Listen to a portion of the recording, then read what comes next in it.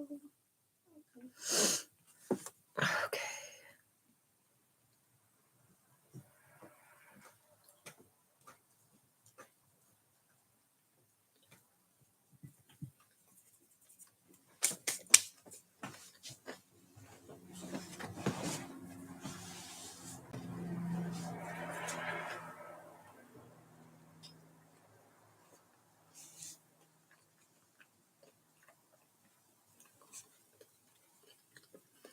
Okay.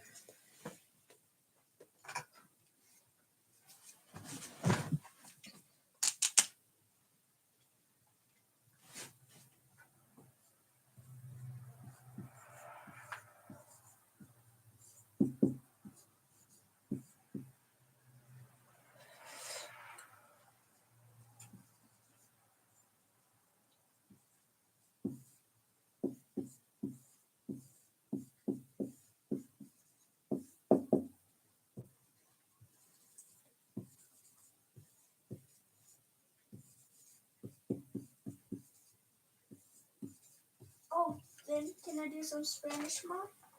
Yeah, with your headphones on. Thank you. Okay, can you guys see that okay over there on TikTok? Just in case.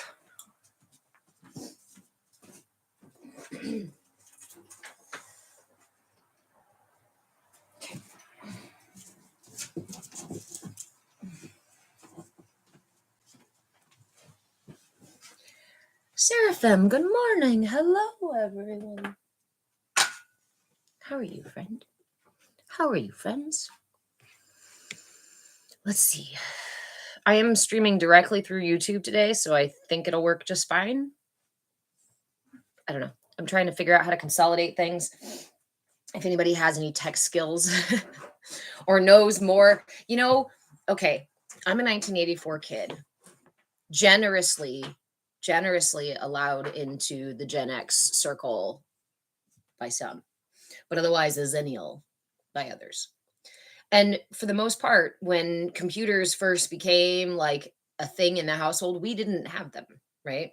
Hence why the more Gen X than millennial thing. I didn't grow up with them, but my stepfather decided at some point that it was a good business venture to start building them. And he could figure out the plans, right, to put these things together. And I remember him sitting there like I don't know, maybe other parents did over IKEA, and figuring out how to put all these little nuts and bolts together. But this man had very large hands. So he first of all found it difficult to put the things together. And then once he got the computer together, he had to upload the basic running program, right? And that had really basic things on it. And that was beyond him.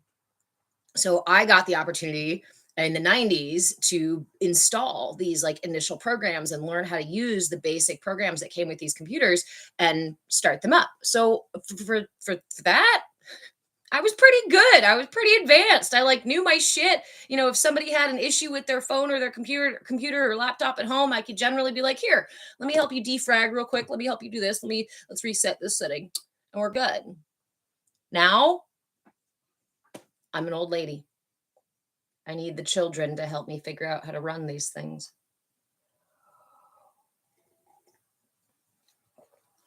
The children. It's for the children. I have this pretty plant here, and it is making a shadow that is too noticeable for me. Too noticeable. Let me move it over.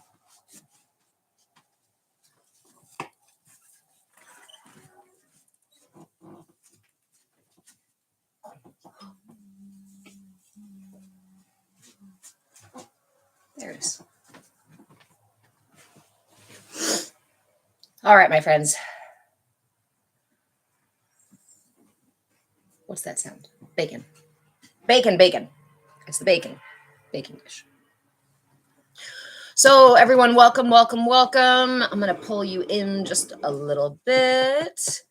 Welcome to our revised yet again CAYA classroom sessions. So these are our Saturday sessions. And for now, this is my only live public free live.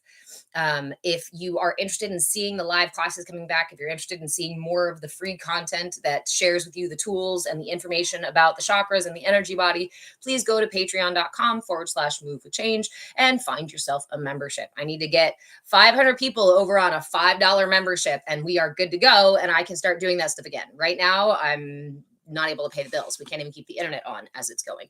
So I'm reducing it down to just this class every week for the live and public free space because I cannot keep my mouth shut about this stuff. It's really important to share. And it's, by the force of God, some days it feels like it's that important to share. Thank you, friend, for the love. Thank you guys for the follows.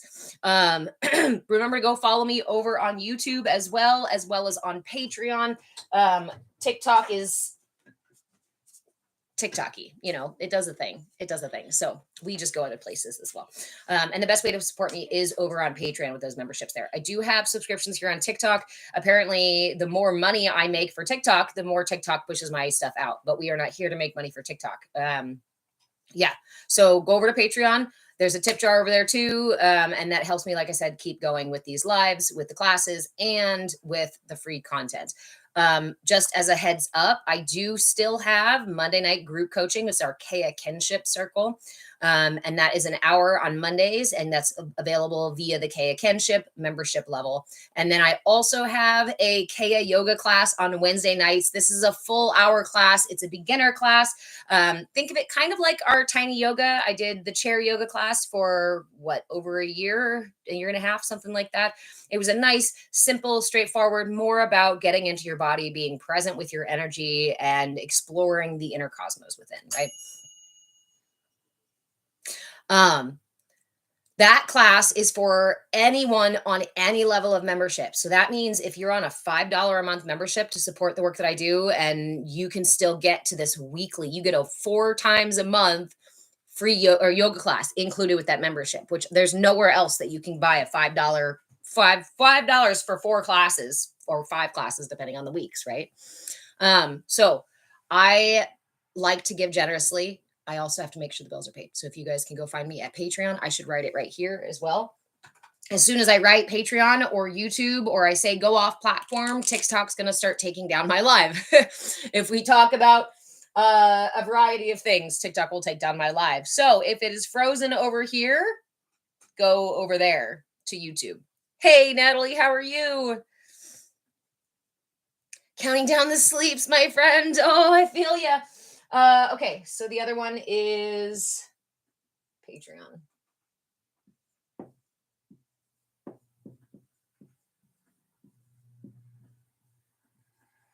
Again, I'm at Move with Change on YouTube, Patreon, and anywhere else that you hang out. If there is a Move with Change there, it's me, and if it's not, I'm not there. So for those of you who, Seraphim, are you wearing, or just me? Me? I'm wearing, yes. I am wearing red. And actually, I was quite dismayed because in the month of April, this whole month was supposed to be root chakra stuff. So I was exploring my own relationship with my root chakra and realizing yet again, I have very little red in my closet.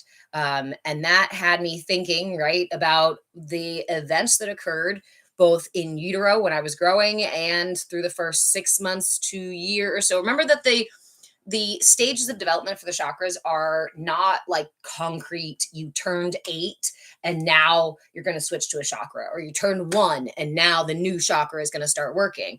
This is a dynamic, interactive system, right? While we're in a state of pure consciousness in utero or when we're born and still very open, we don't have the concepts of time. We don't have the concepts of object permanence. Our mind is not even in it doesn't reach the gamma or delta brainwaves. We are fully in the theta and what's the other one down there?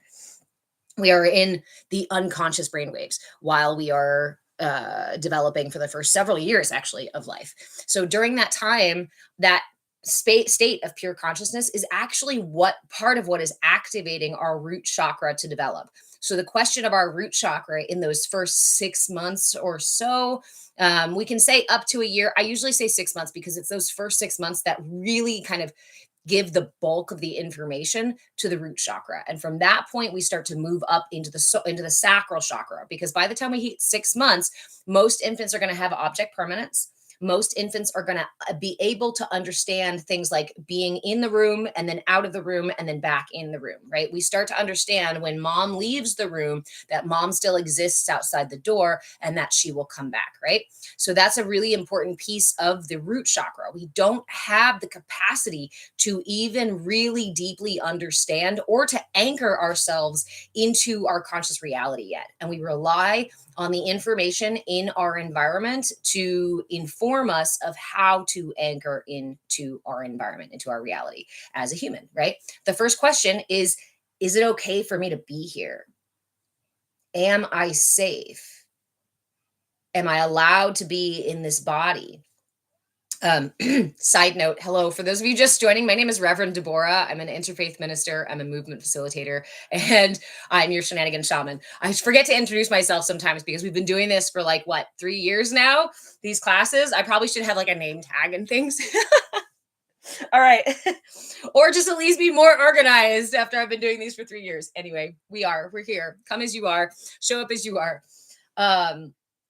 Badass blind woman over on YouTube says, come to the dark side, come to YouTube. So again, if TikTok freezes or you guys start being unable to hear what I'm saying or any other issues like that, go to YouTube. YouTube does not do that to the content. It just doesn't put it out to the algorithm.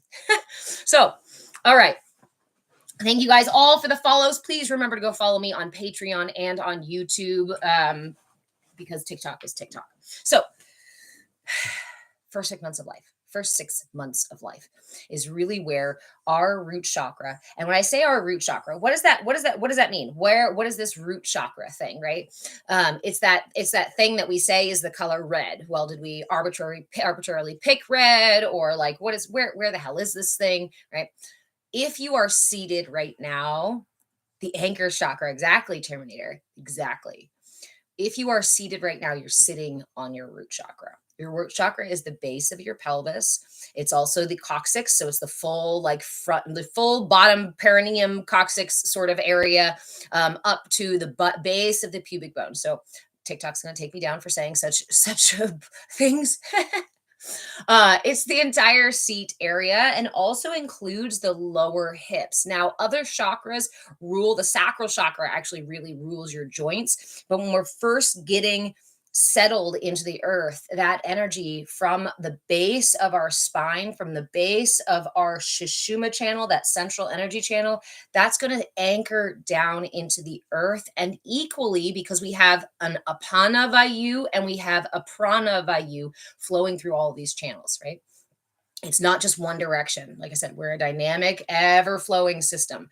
So that energy is equally going down into the earth. My body is manifest. I'm finally able to, put my feet on the earth. I've been born here into this reality. What does my body need to do? What does my energy need to do?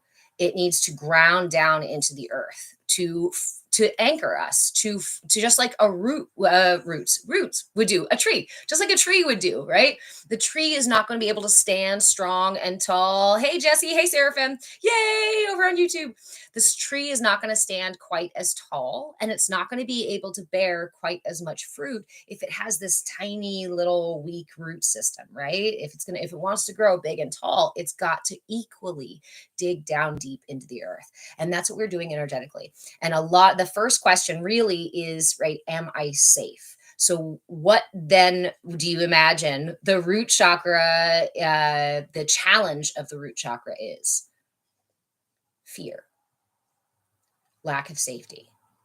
And if we look at the hierarchy of needs, which we're not calling Maslow's anymore because I learned that he got it from somewhere else, and I don't remember where, so we don't call it Maslow's. We'll just call it the hierarchy of needs. When we talk about the hierarchy of needs, that baseline of the hierarchy of needs, the foundation for the entire pyramid, what is it?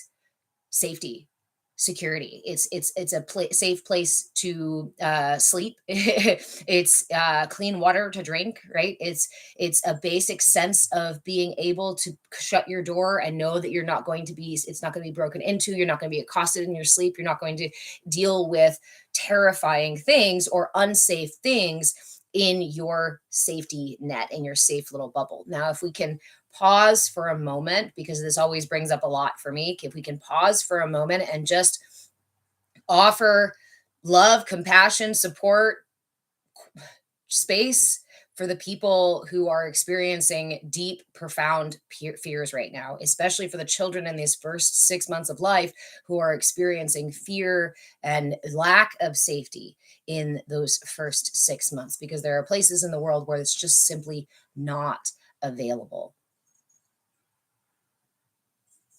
And we can equally be grateful for the safety and security we may have. Because what this does, this root chakra development can affect you for the rest of your life. Does it have to affect you for the rest of your life? No. Do we settle into a pattern of saying, this is just how I am, and often unconsciously weave the fear and lack of safety into our beliefs about the world, into the way that we speak to ourselves and to other people, into the way that we approach new situations, into the way that we protect ourselves or not, right? Yeah, that's exactly what it'll do. That trauma or just unsafe situations. Remember, when I say trauma, I'm talking about the term loosely. I'm not talking about it has to be direct and painful. I don't know how to, it can simply be a lack of object permanence, a lack of temporal awareness, and being left in your room by yourself. The method of crying it out, of allowing your children and forcing your children to cry it out, and what they call self-soothe, I am here to tell you that they don't self-soothe. We don't self-soothe. The expectation for our development is that we have the safety, the security of our caregivers when we are unable to care for ourselves. It's an evolutionary expectation. It's what is written into our DNA. Why? Because we are basically helpless as these tiny little squishy things, right? We're basically helpless. And so our DNA tells us, cling tightly to those caregivers so that you survive. Right. And if we take ourselves out of modern day, where we can accept all these differences in our children and go back to when we are more tasked with survival, a child that doesn't cling to the caregivers, a child that doesn't cry out when they're in need, a child that doesn't make themselves known and ask for that support and help is going to get left behind.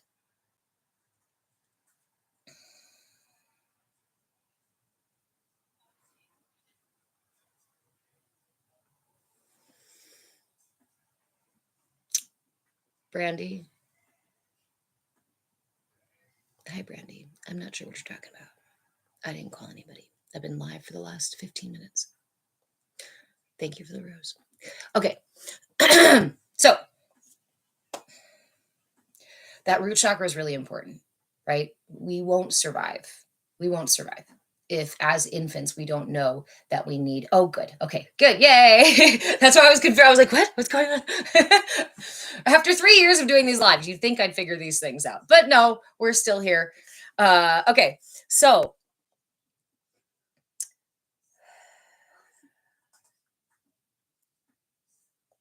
in those first 6 months of life, if I am left as I was, I'll share a personal story, not an overarching idea, right?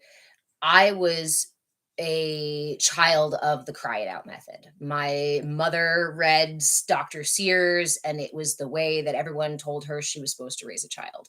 And she later actually even came to me and apologized, because she said, I sat outside of your door and I sobbed just as hard.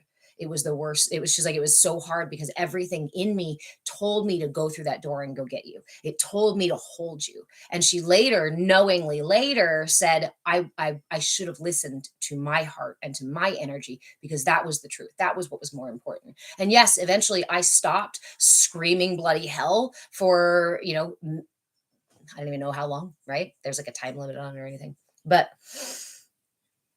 it wasn't because I realized I was safe, right? It's not because we realize how to take care of ourselves at 6 months of life.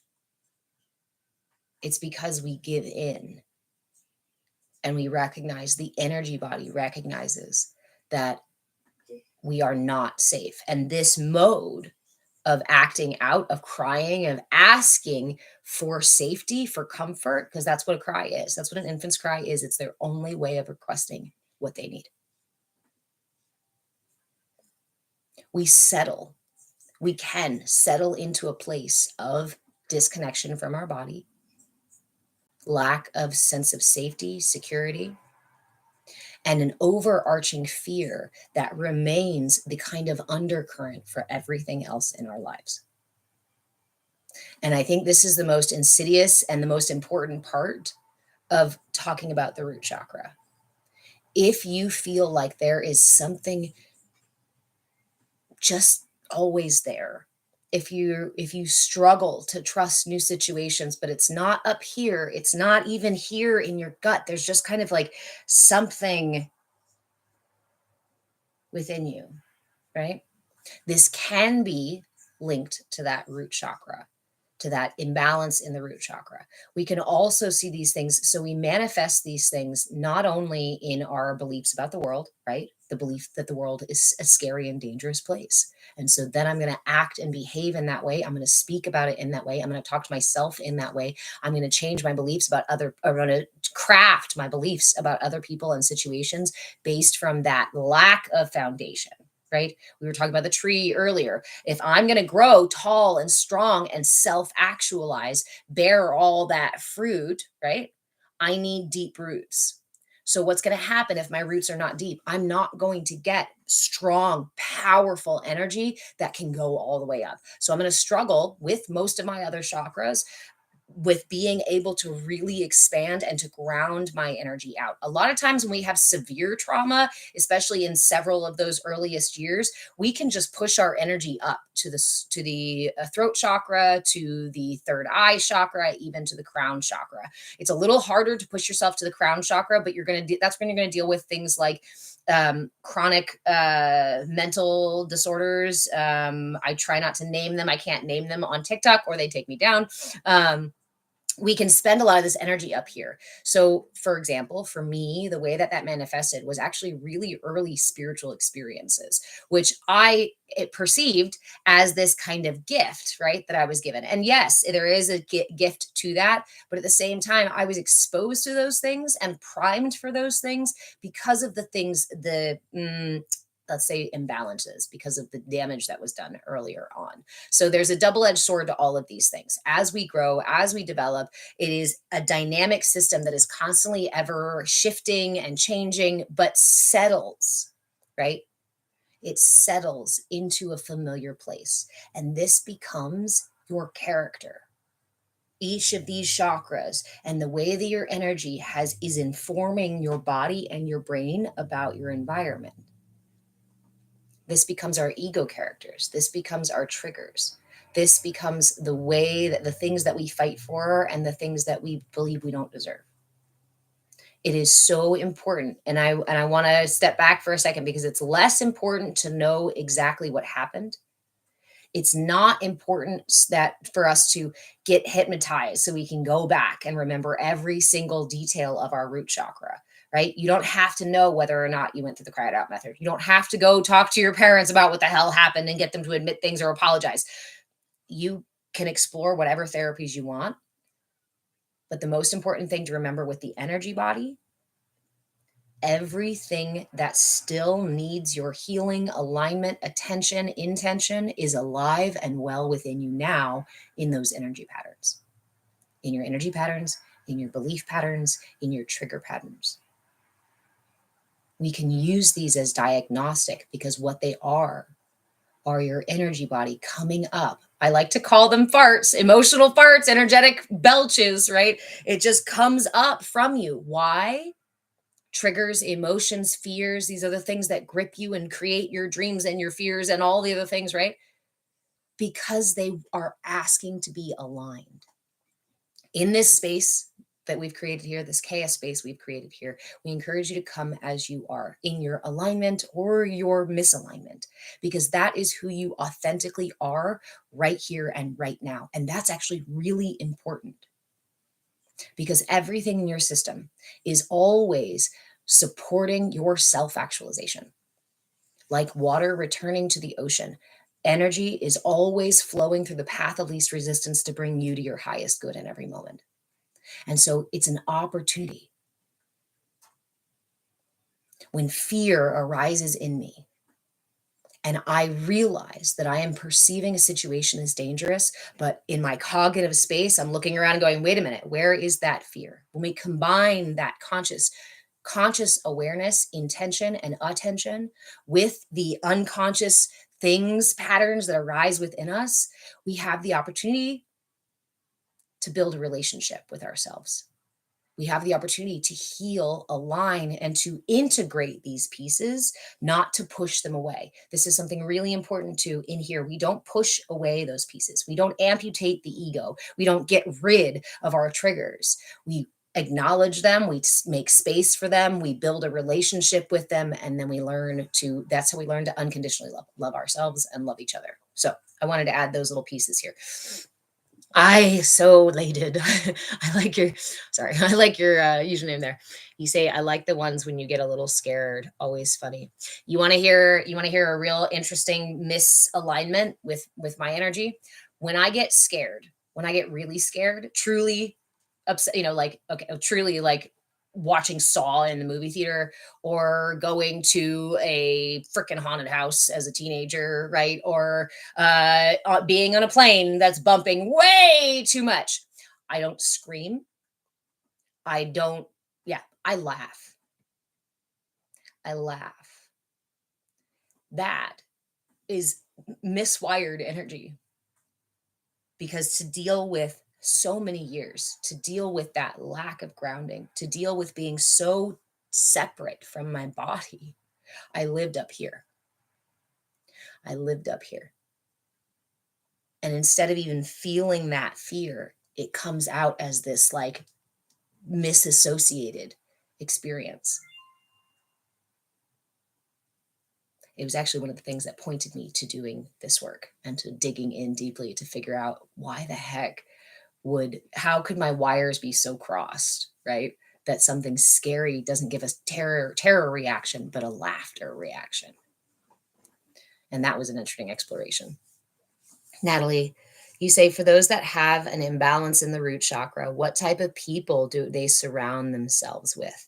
This is a really great question, because depending on whether it settles in excess or in deficiency, and I would really like to clarify my wording about things. So sometimes I might repeat things. Instead of excess and deficiency, I'm going to talk about expansion, a root chakra that got really, really big and has a lot of energy in it versus contraction, a root chakra that pulls the energy in or doesn't have a lot of powerful energy moving through. It becomes kind of weak. And I try not to use those judgmental words because they have them ingrained in there.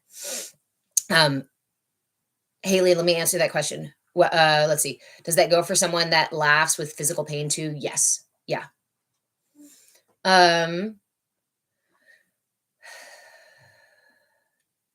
So for example, let me give you an example because the best way I can speak about it, right, is from my own experiences.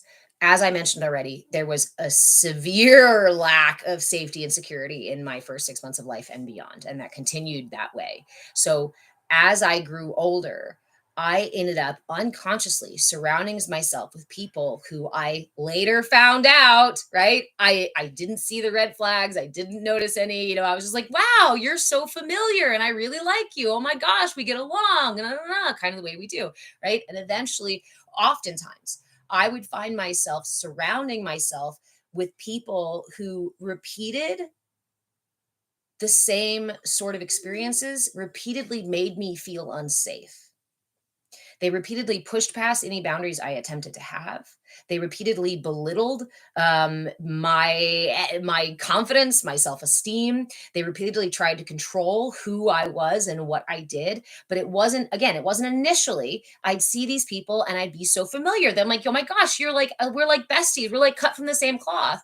That is a familiar energy that my system recognizes. Oh, I know that energy. It was my first sense of safety. Even though that safety was not safe, my body is going to keep repeating the same patterns. Okay. I just said that everything in your system is supporting your self-actualization, right? I just said everybody, everything in your system is actually wanting to bring you to self-actualization, to bring you to wholeness. So why in all that is holy does my energy repeatedly say yes to the very people and very same, let's take it away from people and call it energy, the very same energy that caused the trauma in the first place, that created the imbalance in the first place?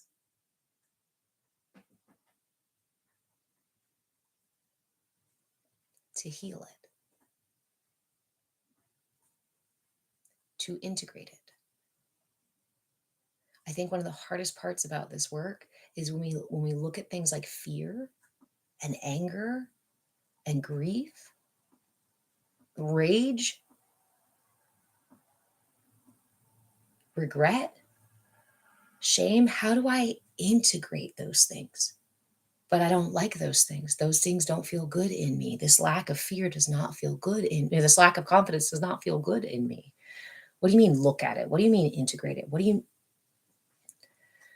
Your energy body is a finite system, a system that is rooted in the heart. And because your heart is what generates this finite toroidal field of energy. We are vessels for source energy, that vibration that's in absolutely everything in the universe, that sort of sound frequency. You can call it source, you can call it God, you can call it energy, you can call it whatever word term works for you. It exists everywhere in the entire universe, and including in you. From that, our heart has these things called defibrillator cells. Defibrillator cells are what make your heart beat. That heartbeat is an electromagnetic generator, and it generates the toroidal field of energy that goes around your body. It is a finite field. It has a rise and a fall. It has an allotted amount of energy that we can, yes, expand and contract that energy. But when we are developing the expectation, the wellness, right? Maddie, and anybody else, this is a CAYA space. CAYA stands for Come As You Are, to create a safe space for everyone to show up exactly as they are. I ask everyone to take personal responsibility for what they say, what they do, and how they approach each other in this space. We do so with curiosity and willingness first. If you come in with judgment and shame, I'm just going to mute you. If you repeatedly come in and are outright disruptive and rude, we're just going to go ahead and block you. I have no qualms about cultivating a safe space for myself and my community. That's me healing my root chakra. And if you feel so unsafe that you have to make other people feel unsafe, then all you're doing is projecting your own imbalances in your chakras. And I encourage you to go through my content and find some tools. I encourage you to hang out in this live, whether you're muted, even if you're muted, and listen as we talk about this chakra, as we talk about the tools that are here, that are available to align and heal that energy, to reintegrate that energy so that we're not continuing to operate in these tools, in these habits we developed as children. If you have not done the self-work, you are most likely operating from your child emotional patterns, because they stay with your system until you realign them. That's how we get I'm sorry to pick on her, but the 50-year-old woman who's in Starbucks, who's throwing a tantrum about the wrong milk, and you go, oh my gosh, are you 5? Are you 2? You see the adult who's doing this, who's tantruming. And you're like, what happened to you that you are an adult continuing to do this? That's rooted in the first 6 months of life, or the first 2 years of life, or the first 4 years of life. These are rooted in our earliest experiences, because this is when our energy body says, what is the world like? And how do I keep this vessel safe? My energy, my body, it is concerned only with keeping me alive. It's not concerned with with like making sure that I am fully self-actualized, right? I have to engage in that process. I have to interact with that process. Otherwise, I'm just going to survive.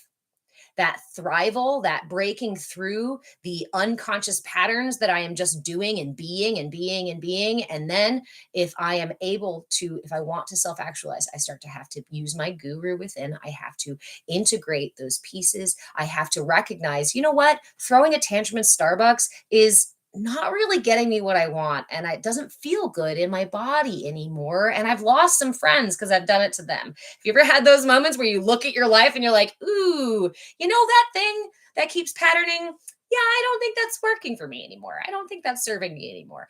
Those are fantastic opportunities. Again, fantastic examples of your system supporting your self actualization. How freaking cool.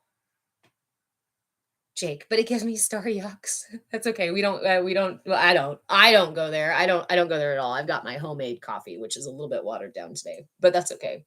I'm too picky about my coffee. I'm too picky about my coffee. Thank you, friend. Thank you all. Again, I just want to add a side note. Remember that if any of you are enjoying the content, if you enjoy having your questions answered through these lives, if you'd like to see more of these tools posted on this account, I need you guys to go to Patreon, and I need you guys to grab a membership. If I have 500 people on a $5 membership, then I am fully set. I don't have to worry about the internet bills. I can get my kid new shoes when he needs them, and I can get back into giving you guys all of these tools. That's why we only have once a week live right now. I've had to take it back because I can't afford the bills, and I'm giving you guys a bunch of times. I've done a bunch of stuff for free because I love giving you guys stuff for free. So go to Patreon, grab a $5 membership, grab an $11 membership, a $22 membership, a $55 membership, a $333 membership or above. There are all different levels, whether you want some coaching, whether you want to do a 40-day intensive with me, or whether you just want the replay archive of the last 3 years of classes so you can have access to all of those tools and all of that information for just $11 a month. Again, for the $5 a month also, I still have a weekly yoga class, so you get a full month of weekly yoga classes as well for just that $5 one. Where is the Kool-Aid? When do we get matching Nikes? If you go to Patreon, actually, you get a sweater. So you can have matching sweaters, my friend. Or I think there's a tote bag. There's fun things. Again, I don't like having to ask you guys to pay for things. I would love to live in some fantasy world where I can just sit here and share all of this cool information that I've gathered over my 15 years of actual study of this stuff, and then over a lifetime of working with it and learning about it and experiencing it and exploring it and all of that stuff. I'd love to give you guys all that stuff for free.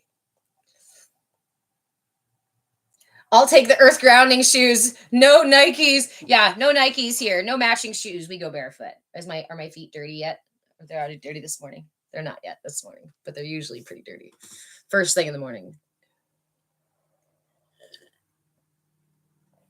Thank you, Curtis. We are clearing out the Kool-Aid, right? We're not drinking Kool-Aid in here. We're learning to drink water. We're learning to, just like those little videos, right, where somebody's got dirty water cup in the cup and you start pouring clear water in. This is your opportunity to pour clear water into your cup, because most of us have muddy cups. I don't think I've ever met a person yet in my life personally who was totally healed, totally aligned.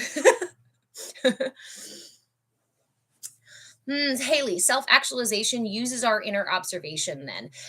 Yes, actually, I would say that you cannot reach self-actualization unless you have used that inner observer. And in this space, we call it your own guru, right? We call it you being your own guru. You can go out in the world and you can receive teachings from anybody, the most high of high holies, right? You can go and you can receive their teachings and you can sit with them and you can take their instruction.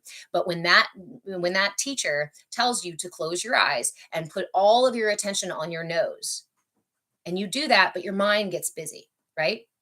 It is up to you to refocus that attention. Your guru cannot get inside your mind and pluck these things out. Your guru cannot hold your body still so you're not continuing to wiggle. That is you. And if you want to make changes in your life, it is you who meets yourself. Everything, because we are stuck in this philosophical unanswerable of subjective experience. We don't know why we have subjective experience. We don't know why we seemingly are stuck in this bubble of isolation and separation. We can speculate. And a lot of us attempt to do so, right? A lot of ancient teachings, a lot of newer teachings, a lot of religions, a lot of, thank you, vet friend. We speculate a lot as to why we're stuck in here. But to me, it tells me, and in my experience, in my study here, the reason we're stuck in here is because everything actually roots from here. Everything is seeded. Everything within me is, everything in my life, in my reality, is seeded within myself, which means that everything that's going wrong or awry or is difficult and that kind of stuff in my life, I can align when I take it within.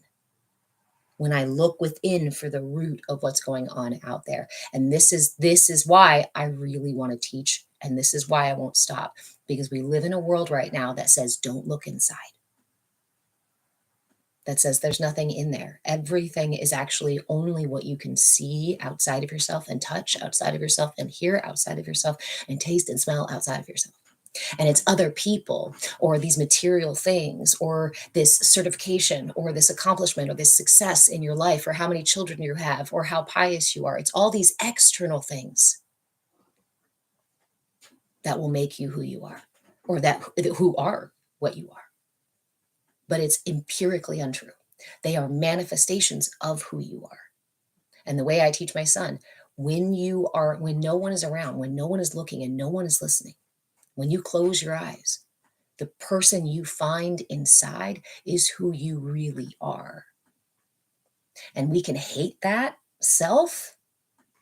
We can create an enemy of that self.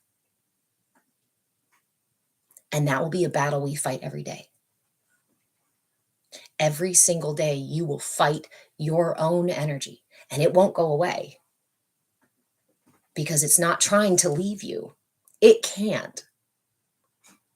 It is empirically a part of you, undeniably a part of who you are.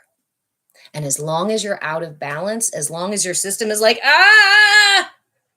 trying to operate like this every day, hi guys, yeah, I'm fine, then your energy will keep belching up at you, will keep farting and smelling up the fucking room. Your emotions will keep stinking up the space until you go, you know what? Maybe this pattern, I drink milk. It makes, I have, stink up the room, offend people. What does that mean?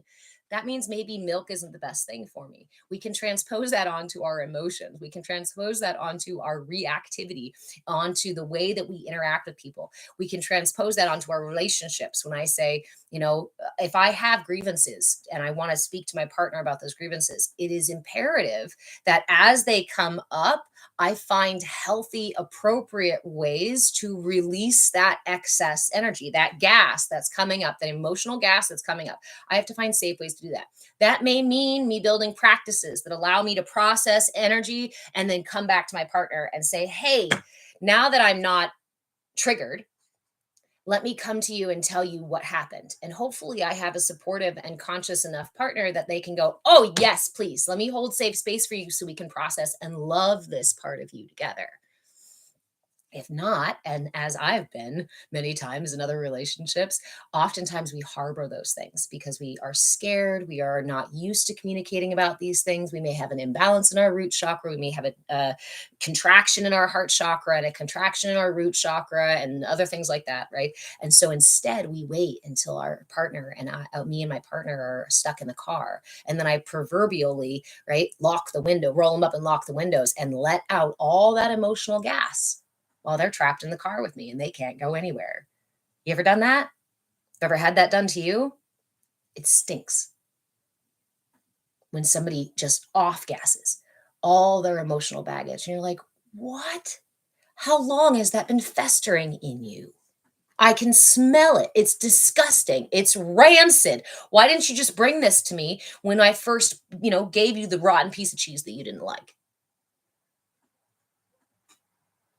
That takes awareness. That takes our conscious self. That takes decision making. That takes having the ability to go, whoa, that really triggered me. Wow. And to separate myself from it rather than feeling justified by it. oftentimes, especially earlier on in my work and with my own energy, when I felt justified, that was my big red flag. Red flags, root chakra. Sorry. That was my big red flag that said, hey, why do you think you're justified? That justification is often out of ego. That justification is often out of my old patterns, old beliefs that are written into me. Mm. But I need to. But if I don't say it, no one else will. But I have to defend myself, right? Hey, Daniel, how are you? Boundaries, Seraphim. Boundaries are really interesting. If I have a contraction in my root chakra, I may very well struggle with boundaries because I have had my first sense of autonomy, my first sense of self taken from me. When I'm an infant and I have no capacity I barely move my arms, I'm just like learning to hold my head up, I can barely see. I am very, very vulnerable. And so during that stage, when we are hurt or when we are left on our own, very quickly the energy is going to go, uh-oh, I have to do something about this. And so our energy moves into the sacral chakra. And that's where we learn to practice boundaries or not. And you'll start seeing those in infants as young as 6 months to a year. Either with a lack of boundaries or a deep, what we call needy babies. Baby just cries so much. They're so needy. Yes. Oh, sorry. I'm using the mocking pirate. Hold on. Let's take the mocking pirate back down.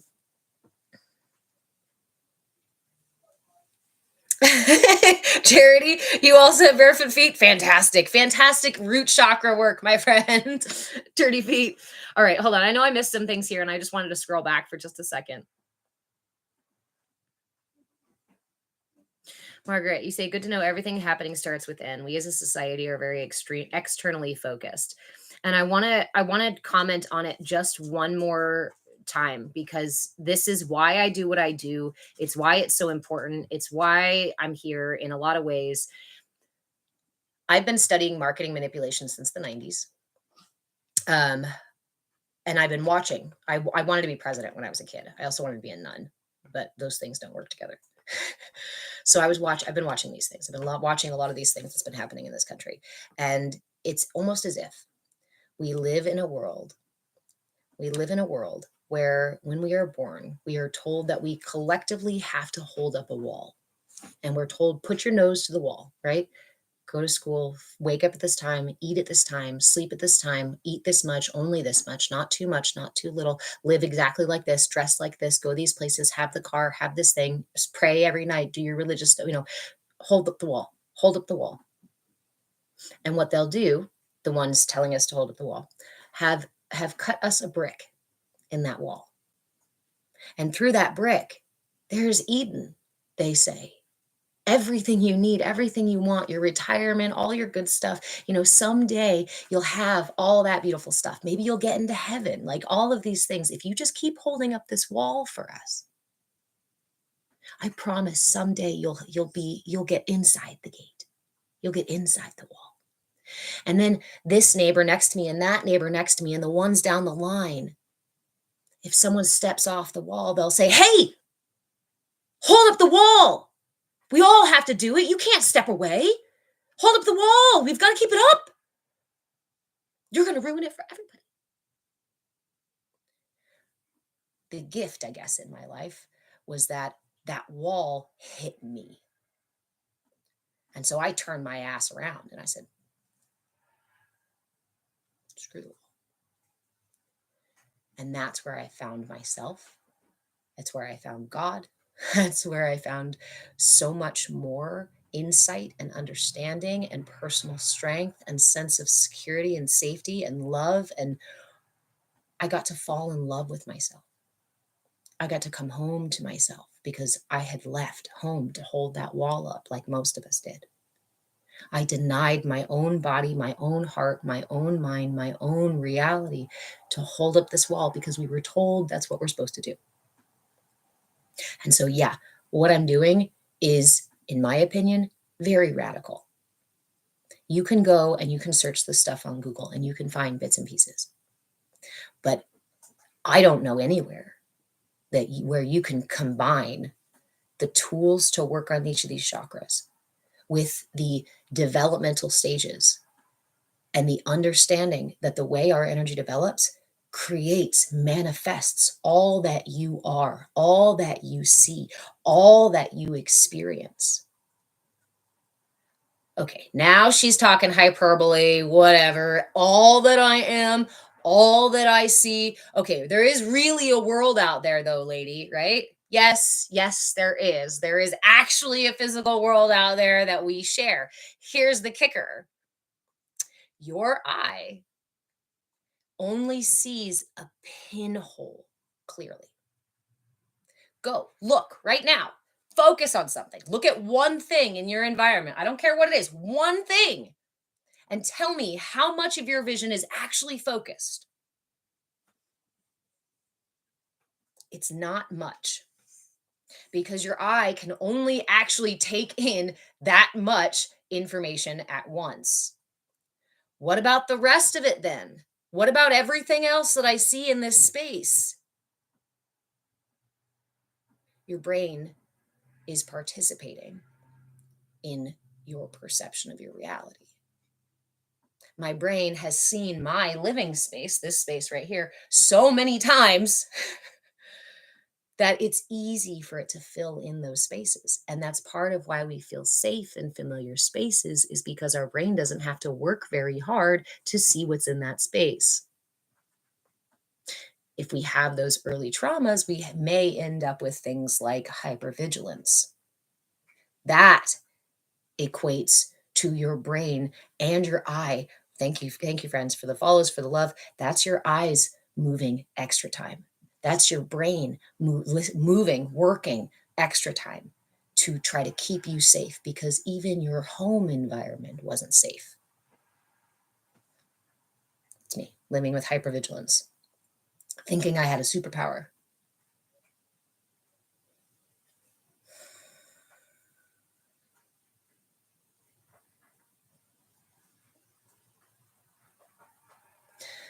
This is why when you are driving home and you're thinking about your day and this argument that happened at work, and your mind is really absorbed in rehashing the conversation, why you suddenly find yourself pulling into your driveway without remembering the last 6 blocks, right? And we may notice and go, oh shit, I hope I didn't hit anything, not anybody, I didn't run over something, right? Like, I hope I didn't miss a stop sign. Like, I wasn't even there. I wasn't present. My body was there. My consciousness was there enough to operate the vehicle. How the fuck did I not notice any of that? Because my attention, one of the most powerful things that I have that I can use, the tools that I can use, is my attention. It was off in earlier that day. I was not even in my own here and now. So think about all of these background programs, all of these background things that influence your thoughts, your beliefs about the world, your opinions about things, your expectations, right? The energy patterns, all of these things. What do they do but take you out of the present moment?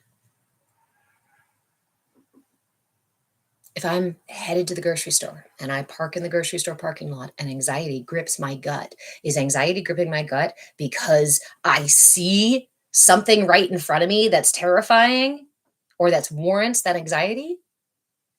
Not usually, huh? Where's it from? Other experiences. So when we talk about integration, when we talk about, and we talk about healing, it's right here, right now. I'm sitting in my car in the parking lot of the grocery store, and what hits my gut? Now? No. What hits my gut is that 2, 3, let's see, at this age, let's talk about solar plexus. My solar plexus, this is my center for boundaries, and my center for control. This is my center for will. This is my center for autonomy. So my sense of autonomy, because of early experiences, was severely thwarted. And so when I find myself in those parking lot moments where anxiety grips my belly, I remember I was 5. And when I turn, I'm a visual person and a storyteller. So for me, and this is the thing that honestly I developed on my own until I realized it was a practice that you could do. I would turn to the seat beside me and I would pretend that 5-year-old me was sitting next to me. And I'd ask her, "Are you okay?" And sometimes she'd be in tears. She'd be gripping her dress going, no, I'm really not. I don't want to go in there. What if I go in there and I get in trouble or I get lost? What if someone takes me? What if? 5-year-old me. But oftentimes, unless we started developing those kinds of relationships and those kinds of visuals, right, and those kinds of understandings within ourselves, then how do we respond instead? We go, ugh, not anxiety again. Oh my God, this is so annoying. Why is my body attacking me? Why is my mind my enemy? Why are my emotions so mean? God, they're always getting in the way. Oh, are we not just exacerbating the exact same situation that probably caused this situation we're in now? That probably caused that trigger to get manifested, to get anchored in there that says, I'm not really autonomous. I can't be autonomous. One of the most powerful things, hey, Large, one of the most powerful things I ever did for myself was to build my internal family system. I call it my pirate ship, and I call them pirates. I have a crew of pirates on my ship. And in the storytelling mind, right, I started to allow them to be characters on a ship. So now when I wake up, when I lay down in bed and depression starts to get, weasel into my ear, whisper into my ear, instead of being angry with depression and upset that depression is bothering me, I roll over and I treat depression like a lover and I say, come closer. Let me hold you. Let me create safe space for you. Why? Because everything we look for in our lives is seeded from within us through these relationships. This is what I mean when I say it's seeded from within you. You have the garden within you where everything else in your life manifests. Because when I learn to comfort my fear, when I learn to love my depression, when I learn to hold gently my anxiety, this is unconditional love. And this is the reparenting that most of us need. And when we learn to give these things to ourselves, to build these relationships with ourselves, guess what's available to us after that? Thank you, friend. Having those relationships outside of us. Aligning our energy to such a degree that we actually find our truth and no longer do fear and anxiety keep us from the things that actually bring us joy. Because what is fear and anxiety? Just my energy in the wrong place. That energy of fear that keeps coming up out of the root chakra is actually my energy trying to get back into my root chakra, trying to ground back down and says, hey, we are floating around like a fucking balloon. Can you please anchor us into the earth? Please. I'm afraid. Please. So next time something grips at your mind or at your belly, or your heart starts to race and your breath catches and there's that knot in your throat and that crinkle in your forehead, pause. I implore you, I invite you, pause and give yourself a moment of self-care, of self-love, of unconditional love. Build a relationship with yourself. Come home to yourself. I have found it's the only way through. Again, you can't amputate your energy. You can't make one of your pirates walk the plank. They're there. I've tried. They're there.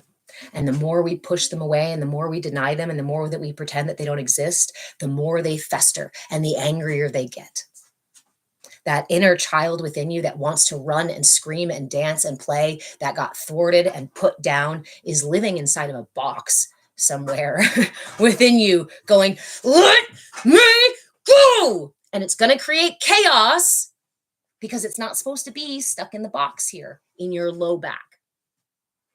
It's not supposed to be stuck in your shoulder blades and in the over tension in your chest and your posture. It's not supposed to be stuck here.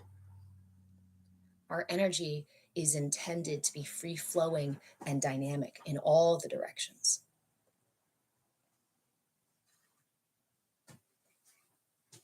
Yes, badass blind woman. You say I can be really hard on myself. And this week I learned to speak to myself that way because that's how I was taught.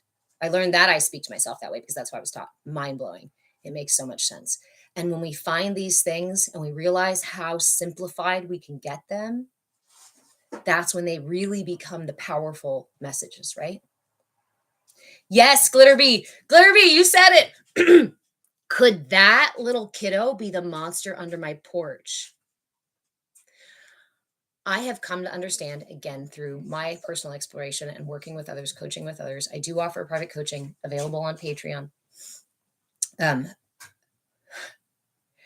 Every single one of my inner demons, every single one of the psychic attacks I thought I got, every single one of the things of somebody else, somebody must be attacking me, the universe is out to get me, God doesn't like me, the devil is chasing me, whatever the hell it was, right? Attachments or things like that were all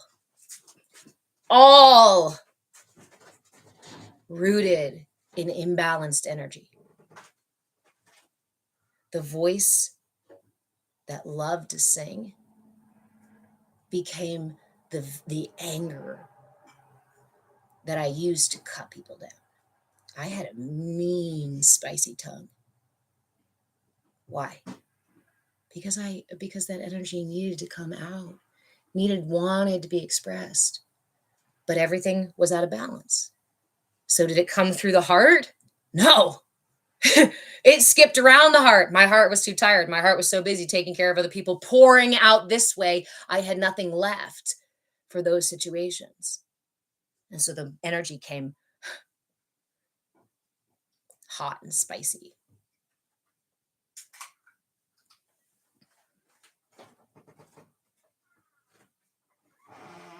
Brandy, I'm glad you found energy work in 2012. Awesome. Yes, Seraphim, our body stores so many experiences. The body remembers, and it's not, okay, we have this, I think there's even a book that's called The Body Whispers, and I really want to tell you, yes, the body whispers, but the body screams. The body demands. The body will constantly harass you. If you are feeling harassed by your life or your body, it is because it is begging for you to help it repair. Tell me, if you're standing on one foot and you're trying to eat your meal on one foot while you're also trying to talk to somebody and pay the bills at the same time, does that feel good? Does that feel easy? Does that feel relaxed? Or does that hurt eventually? Your stomach's going to be upset trying to fucking eat on one foot while you're balancing and riding with your other foot and having a conversation, right? That's out of balance. And everything you're doing will not be done to its fullest available energy because you're scattered and out of balance. It's like, again, being taught to run through life like this, just barely enough to survive, then scream through your day, then fall down, and then get up the next day, just enough to survive. If the scales are tipped, the measurement will always be askew. And for most of us, those early experiences have been fucking weighted down. Cinder blocks and bricks and armor and bullshit that we put on ourselves to protect ourselves so that we can fall in line and fit inside these little boxes that our culture and our religion will say we should fit into. You should all fit into this one color of the rainbow.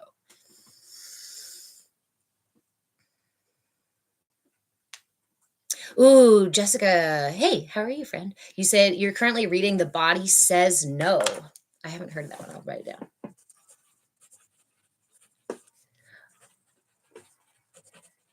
Okay. Let me catch up here. Average Utopia. How can we help our children balance their energy? He's 6 and has a very hard time focusing. Okay. I'm going to actually write down your question because it's going to, I want to talk about it for a second. We will briefly go over the development of the chakra system so you can know what stages each of the chakra system is about. So you're talking about 6-year-old. Okay. And then let me catch up here. Body Keeps Score. Yes, that book. Ooh, Cousin Jody, Be Your Own Dragon. There are some amazing books out there for children and emotional intelligence, developing emotional intelligence. So I don't actually have a ton of recommendations, but I highly suggest going and finding them. Let me see. See.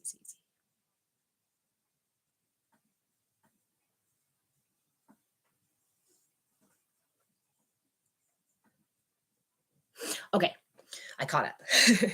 All right.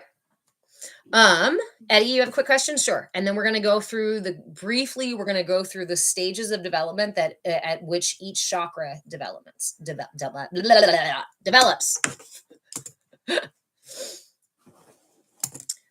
So, your root chakra, I'll watch for your question, Eddie. Your root chakra develops during in utero to about it's usually done and settled by the first year of life. But the bulk of the information happens between growing in utero up until the first 6 months. Eddie, you say, I seem to struggle keeping relationships with people who have had important. I'm not saying that word because TikTok doesn't like when I say that word. People in their lives with big egos, right? Which chakra do you need to focus on enhancing? I have to deconstruct your question here for a second because you're talking about what other people have had in their lives. My first, honestly, it's I can only answer by intuition right now because my first response to you is there may be something of your character that echoes their previous experiences with these people. And if that's the case, a lot of times, especially if I don't know if you're gendered masculine, but if you are gendered masculine and have been most of your life, then what we're talking about is most likely an imbalance in your solar plexus. And what you're most likely going to want is to learn balance in the solar plexus, not excess in the solar plexus. When we deal with people who have very large ego expressions, especially in the West, we gender our boys and we energetically shape our boys to show up with a very large center of control and autonomy. And we don't give our girls that same response. We allow them to have that really big in the heart, but not in the solar plexus. So if you are gendered masculine and have been most of your life, it's very likely that you are going to be experiencing an expansive, a very lot of energy in your solar plexus and a smaller amount of energy in your heart chakra. Balancing the solar plexus and the heart, which means working on empathy and compassion. Eddie, you say, I'm very genuine and to the point, rude with good intentions. I don't find rude with good intentions to be aligned. What that says is two different things. If I have good intentions, then I am going to shape my words and my energy and my presence so that I'm not rude. If I'm coming across as rude, but that I'm excusing it and saying I have good intentions, so you should ignore the fact that this is coming out that way, that means I'm not taking personal responsibility for my expression and I'm accusing others of having to deal with whatever expression that I have, which again is a lot of energy in the solar plexus. And we want to move that energy up into the heart and up into the throat chakra, because the throat chakra is also about receiving other people's truths and being able to hear other people's truths as well as expressing our own. So if you struggle, I don't know if you have any issues with your spine or with your neck, I would focus on posture alignment and lengthening your neck. That's going to help open up the back of your throat chakra, which is where our listening skills are situated here. Thank you, Slappy Patty. They're an inch. They're an inch. So Eddie, I would focus on bringing balance to your solar plexus and balancing the heart, the solar plexus with the heart and the throat chakra. Again, I will say culturally, thank you, Eddie. Culturally, we also, when we gender our males, we oftentimes negate the sacral chakra. So the sacral chakra is about our sense of nourishment. It's where, as an infant, we develop the ages of about a year to about 2 years. So for those first year to 1 to 2 years, um, we're asking, does the universe meet my needs? If I ask for help, will the universe meet my needs? If I cry, will I be comforted? If I'm hungry, will I be fed? And again, as we gender our boys and girls in the West, a lot of times our boys are shut down for having feelings, for asking for comfort, for being snuggly, right? For nursing, even we'll shame them for nursing too long. Those will affect the sacral chakra, which often leads to an adult who either is overly pleasure seeking or denies themselves pleasure and denies other people pleasure in their life. So they're not comfortable with kindness, softness, gentleness. So if you're again expressing, I'm rude, but I have good intentions, so you should ignore the actual expression, bring that energy down into the sacral chakra. Offer yourself some self love and self care before going out and looking for another relationship. Work on bringing balance, taking the energy from the solar plexus and bringing it into the heart and balancing the back of the throat with the front of the throat expression. We're not just screaming our own truth. This is, otherwise, we have imbalance, right? And that will manifest as posture problems, shoulder problems, back problems, low back problems, digestive problems, overweight or underweight problems. I mean, it manifests in the physical body. And it's one of the ways that we can physically see people's imbalances. I forgot. That's a whole side of content I wanted to do. I wanted to make content about famous people and like show you guys their chakra imbalances by how they are actually postured.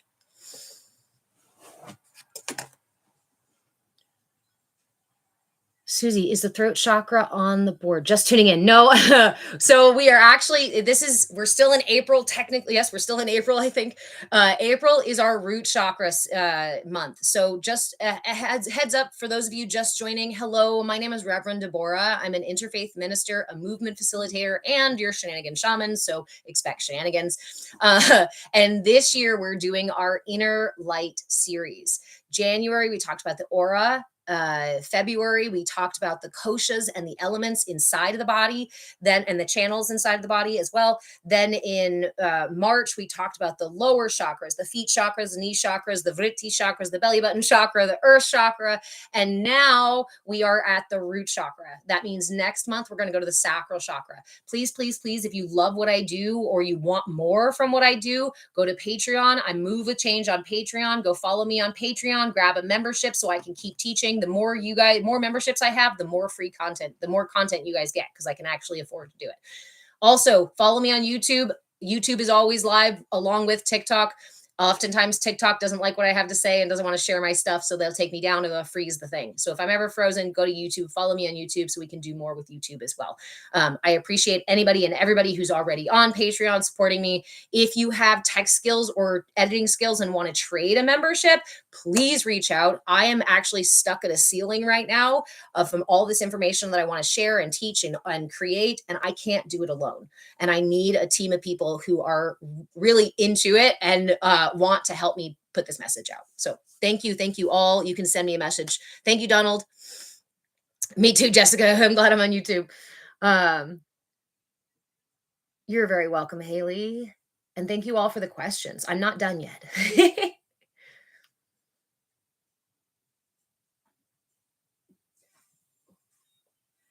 Thank you very much, Cousin Jody. Just catching up. Okay.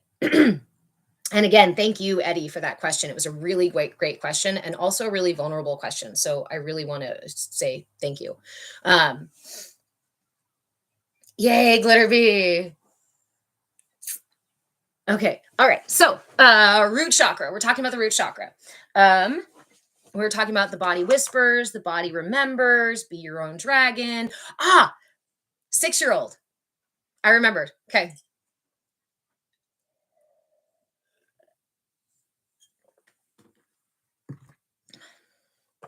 Monica, hold on a minute. I'm gonna write your question down because I can't pen them for very long. Unbalanced throat, pulling your focused.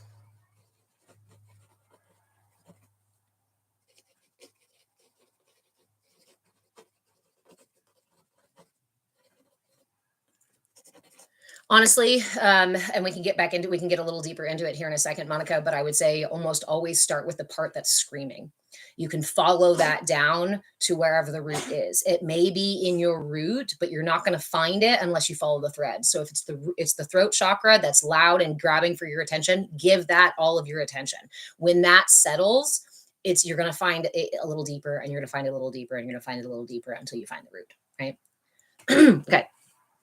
Again, we can use them as diagnostic. We can use it as exploration tools. We go, oh, wow, my throat chakra keeps being activated during these exact situations. Let me examine that. Let me look at that. And we can dig deeper into that. So, my friend, you asked about having a six-year-old and help him balance his chakras. And he's struggling with focus. So, very briefly, the root chakra develops about the first 6 months to a year of life. The sacral chakra, root chakra is at your perineum. You're sitting right now, you're sitting on your root chakra, right? And it spans the whole base of your pelvis, base of your seat there. Our sacral chakra, you want to know where your sacral chakra is? Go like this with me. Leave your pinky and your thumb out like so, okay? Place your thumb inside of your belly button. I told you, expect shenanigans. Place your thumb inside of your belly button and then wiggle your pinky finger down to the top of your pubic bone. That's your sacral chakra, your muffin top, that little squishy area. Yeah, this is your sacral chakra. And that develops between the ages of about 1 to 2 years. Then we're up here in the solar plexus. Let's do that again. Pinky and thumb out. Place your pinky this time in your belly button and then wiggle your thumb up until you find the base of your sternum, until you find your diaphragm right there where your rib cage connects. That is your solar plexus. That's the area where your solar plexus resides. And this develops between the ages of 2 and 4, 2 to 4-ish. What do we know, right? In the West, what do we say when kids turn 2? What do we call that? The terrible twos. Why? This is our first major expression of autonomy. This is the first time. The first thing is our root, and our energy is like, I'm just here. The sacral chakra goes, I'm here and I have needs. Can you help me get them satisfied? Right? So it's a little more wiggly, a little more communicative, right? Then we get up into the solar plexus chakra, and the solar plexus chakra says, I am. And I have all the power to be whatever and whoever I want to be everywhere, all the time. And then we go up into our heart chakra. And our heart chakra develops between 5, 6, 7 or so, 7 or 8. And then we move up into the throat chakra. And what's really unique about our development is that up until the throat chakra, your brain stays in the theta brainwaves. Theta brainwaves are our REM sleep time brainwaves. So when we talk about children being pure consciousness or children being not, there's also, the pirates are laughing about children. Okay. They're essentially in the dream time, in REM sleep time, up until the age of 8-ish. Around the age of 8, our prefrontal, not prefrontal cortex, our brain waves start to come up to the delta gamma brainwaves. And it's not until you're in your 20s that your brain finishes developing, that your chakras finish developing, and your prefrontal cortex comes on. And only then do you get the keys to your vessel. Before that, it's developing. And it's developing relatively unconsciously, right? So this is why we know your energy is your ally. Your ego is your ally. Your emotions are your allies. Your triggers are your allies. Your body, your whole system is your ally. Your job is to figure out how to repair a lot of those relationships, right? is to learn to repair those relationships, is to learn to come home to yourself, learn to love yourself.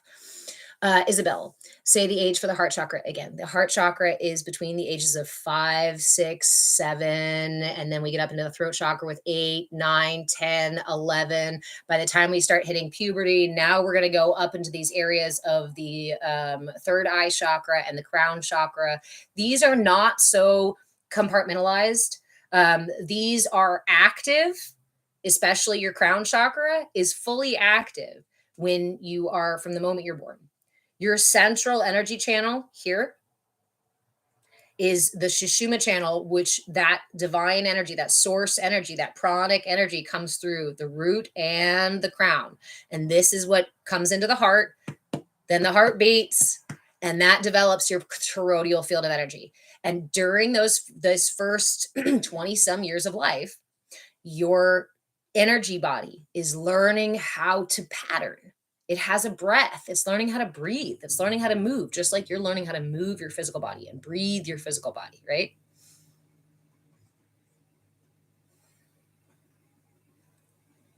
Nikki, it can be our ally. I like to really sit in the knowing that it is my ally. Even if I don't believe it's my ally, it is my ally. It is only my misunderstanding or my judgment of these patterns that makes it not my ally. Therefore, I don't say it could be, because I know that that's on me and my perception. They are my allies. Just like I could have allies that I'm an asshole to, right? I'm rude to my allies and they're still my allies, even if I'm not fully engaged in being their ally. I could be the ally to my allies. Yeah. And that's what I'm working on. That's what I work on with self-discovery.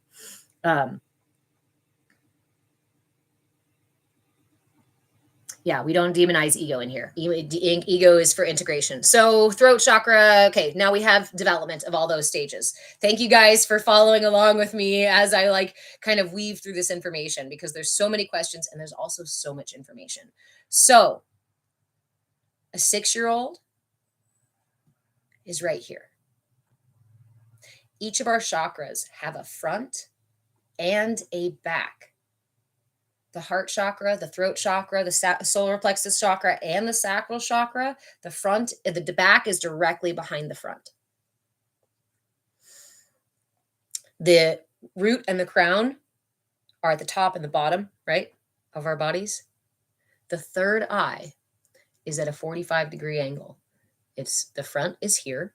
The back is at the pineal gland back here. It's our information highway between the material and the ethereal.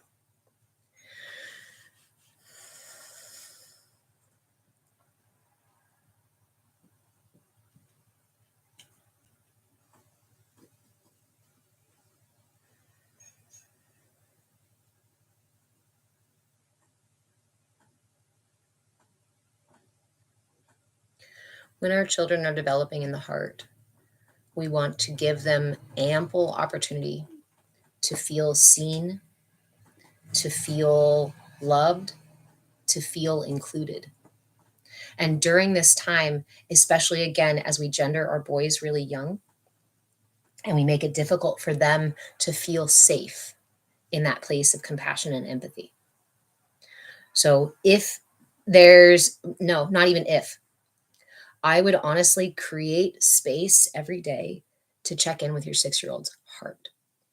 Ask him how, I don't know if you think you said 6-year-old boy, right? I don't remember. Ask your child to check in with their heart. Ask your child how the heart feels, physically how it feels, how it sounds to them. Yes, okay. Ask them how the rest of their body from the heart down feels. And make it a daily practice, maybe right before bedtime. And then ask, what does your heart have to say? Give your child an opportunity to develop a relationship directly with their heart. If your child is struggling to focus right now and they're in the heart chakra, it just may mean the energy is kind of muddy in the heart chakra and doesn't feel very full in the heart chakra. It may mean imbalances down below. But if we check in with our heart, everything else can speak through that space too. Our heart becomes the loudspeaker. So when we do that, and we teach our children to check in with their bodies, we're giving them a massive gift just by saying, look inside. And I'd like to know what's going on, right? That's that heart connection piece. Another piece that we can do to support heart chakra development is really, really simply wear green. Put a plant in your child's room and have them help you water it every day. Something that's associated with the heart chakra, maybe pictures of family in your child's room, hugging each other, smiling, these sorts of moments that are genuinely bring back good, heartfelt feelings. And when you're sitting with your child and talking about these things, asking about their heart, I encourage you to open up your heart. What do you mean, open up my heart? I literally just mean tune your attention to your heart and feel into the expansion. And even if you're like, I don't do energy, I don't feel energy, I'm not an energy worker, this is outside of my realm of reality, let me tell you, you already know what it feels like when your heart contracts or your heart expands. You already know what it feels like when anger grabs you and contracts your energy body. And you know what it feels like when joy vibrates everything out into a big, expansive, beautiful bubble of you. So when you go and you sit with your child and ask about their heart, look into your heart, tap into your heart, trust, thank you, friend, trust that you know everything that you need in that moment. My biggest message from Source in these last several years, as I've been doing some deep, profound healing, is you are all you need. Everything else is a tool. Everything else is just an amplification of you. All you need is your attention and your intention. Bring both of those to the party. Your intention is to help your child align their energy in whatever way that looks, or whatever way that's most supportive. And give it all of your attention. And in that space, trust that you are a conduit for that energy, that your child is a conduit. Your child is a really good conduit for that energy because they're still developing and they're still very much open.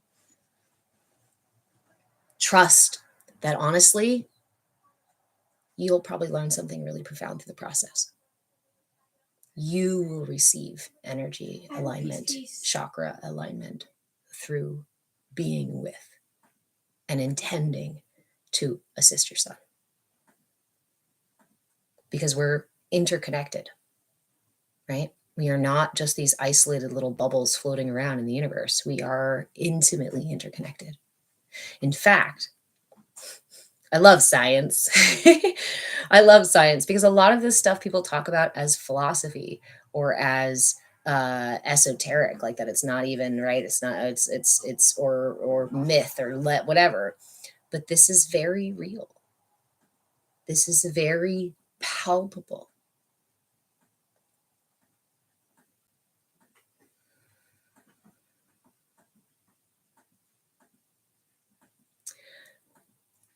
Your heart is made up of defibrillator cells. Those defibrillator cells are little tiny cells that when you put them together, they all work in unison to make this beautifully unique and dynamic heartbeat. Ba-boom, ba-boom, ba-boom, ba-boom, ba-boom. Do you know that a healthy heart is not a steady heart? A healthy heart is actually a heart that has fluctuations and unique patterns in it. And did you know that if you take one of those defibrillator cells out and away from the rest, and you put it all by itself, you know what happens? It starts to die. Oh, what was that beat again? What was that beat again? Another reason why our infants need to be so close is because their hearts, their defibrillator cells are literally still learning how to beat properly. And what happens if you take that one little dying of defibrillator cell in the petri dish all lonely by itself and you bring it back to the heart? Guess what happens? it starts to entrain. It starts to match the other heart cells, the other defibrillator cells again, and it starts to beat healthy again.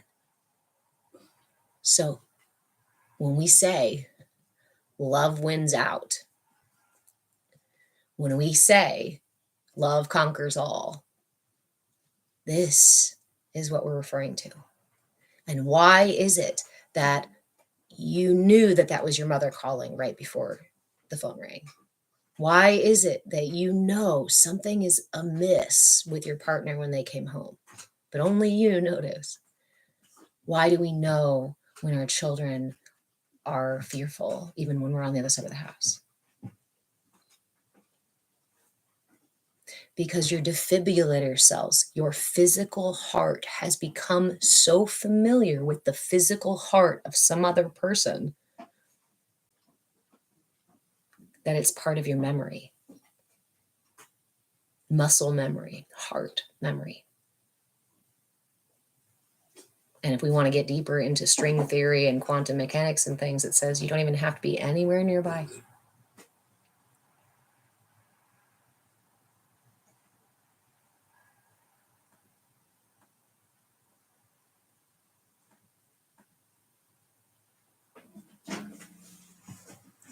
Sometimes we do get into unhealthy patterns.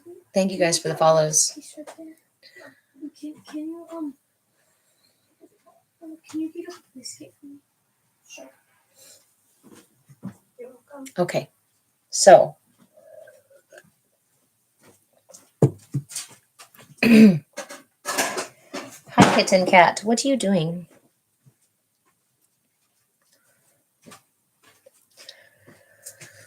All right. Root chakra. Root chakra questions. Root chakra tools. So I noticed you guys were talking a minute ago about me wearing red. Yes, one of the simplest ways that you can help align your chakras is by wearing different colors. How does that work? It kind of sounds like a placebo, doesn't it? Right? If it's so simple, like that kind of sounds, no. Well, let me tell you how. The color that you see, this light, this is just the vibration of light, right? This is just the vibration of the cells, the atoms and whatnot, the molecules that make this thing up. They're vibrating at a frequency which we can recognize, a wavelength that is red. And we can see it in my shirt. We can see it in the little hearts going on TikTok. We can see it in the sky when those clouds do the right thing at the sunset. There we go. We can see it in the rainbow. We can see it in the berries. We can see it everywhere that you see that color. Light is resonating at that vibration. Guess what? Your electromagnetic field emanates a light, produces an electromagnetic field that has a light to it. And each of these centers are also that resonation, that vibration matches the color. This isn't just an arbitrary, well, we just decided to make them these colors. This is the actual frequency at which that part of your body is emanating a light. You want to know how to remember the order? Side note, because it's really easy to remember the order of the chakra colors. You guys remember growing up and getting the Roy G. Biv? Thank you, friends. You remember the Roy G. Biv thing, moniker for remembering red, orange, yellow, green, blue, indigo, and violet? Same thing with your chakras. Start at the bottom, start at the root always, because that's where we ground and grow from. Red, orange, yellow, green, blue, indigo, dark purple, violet, or really light purple to white. Okay. Front chakras here, back chakras behind them. This right here that you see right here, in case anybody was wondering, this is the symbol for the root chakra. This is the symbol for the root chakra. So wearing red, eating red things. Yes, green is the heart and violet is the crown. Violet or white light is the crown. Lost demo. What is tied to the low back? Your sacral chakra. So I'd have to disturb Kitty to stand up, but I think he'll be okay. This kitty has just learned that he really likes to snuggle. I'm not going far. I'm just going to stand right here, okay? It's still warm. It's okay. All right, let's see. My cameras are turned. My camera's flipped. So if you are seated, I'm not going to show you the root chakra, because if you're seated, you're sitting on your root chakra. Your or your sacral chakra, again, we're going to do this. Stick out your pinky and your thumb, put your thumb in your belly button, and wiggle your pinky down to the top of your pubic bone. That is your sacral chakra. And directly behind it, you guys, the angle is so difficult. Directly behind it is the back of your sacral chakra. So this is your low back. That means your root chakra rules the tailbone and below, right? All this area here, elimination, things like that, that's your root chakra. Your sacral chakra has to do with reproduction, nourishment, lower digestion, and also your mobility. This is a center for water, and we're going to study the sacral chakra all next month. The back of the solar plexus, mid-back, middle of the belly, back, mid-back. The heart, that means that's between the shoulder blades. If you've got tight shoulder blades, that's the back of your heart chakra. That's your ability to receive love rather than being stabbed in the back. Throat chakra, directly behind there. Any issues with your neck? That's going to have a lot to do with your ability to receive other people's truths as well as stand in your own truth. The only one that's different, the root chakra is down here. The crown chakra is up here. They're the top and bottom to your flute. These are the holes of your flute to play. And the one that's different is your third eye chakra. The third eye, the front is here. Everybody's familiar with the third eye front here. The back is at your pineal gland. So it's back at the base of your skull down here. This is indicative of what this chakra is for. This goes between the higher superconscious self, subconscious self, physical material world, and ethereal world. I like to refer to these as my physical manifestation chakras, right? From my sacral to my throat, this is how I am me.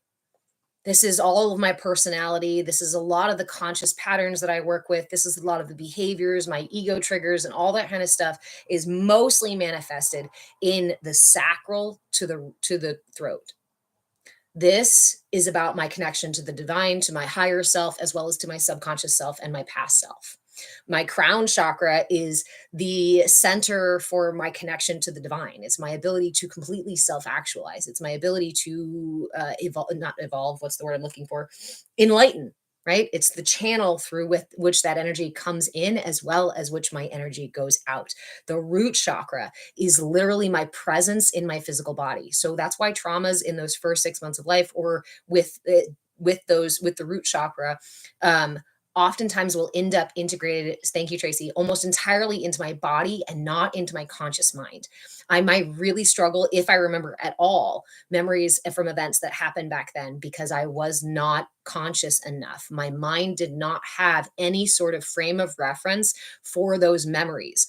That doesn't mean you can't have memories that are that early. You can. If they're traumatic enough, if they're scary enough, you will absolutely have those memories, or you will shelter those memories way down in there too, and eventually find them later, like I did. Hi, sir.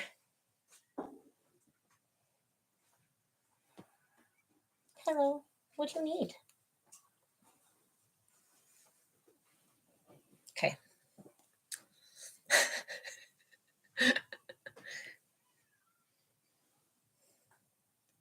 All right. So that was the development of the root. The years of all the different chakras. First 6 months of life is when our root develops. Is he one of the kittens? Yes. This is who was our baby last year. You want to see him? He's huge. So the dad is we'll get back to the chakras, I promise. Thank you, friend. The dad is he part Maine Coon, right? Maine Coons, when they breed with other cats, end up getting real small real quick. But he's still a pretty good size, but he has all the other markings in the shape of a Maine Coon. And so when he had his babies, he had them with a little black cat. She's quite a little thing. Our little girl looks a lot like mom in size and whatnot. But this guy's bigger than his dad. Come here. The vet was even like, he's a big boy. I thought about doing one of these things with him here. Oof. Come in. Here. Cheeky. It's a lot of cat. Sorry. I know that's weird, huh? Woo. Here. Okay. He's a big cat. But he's just learning how to snuggle. He's just learning that he likes pets. He's just learning that he likes to snuggle in bed, but he's also not sure how. Like he'll do this for a minute and then he'll like push off like, oh, wait a minute. It was really funny because he would lick his fur after you pet him for a while. Hi, baby.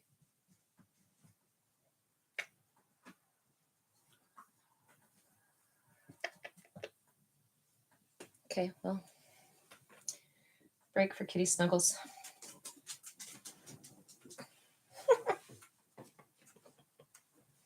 His name is Mau Mau. Mau Mau. Mau Cow, because he's a big cow. Yeah, Glitterbee. Yeah.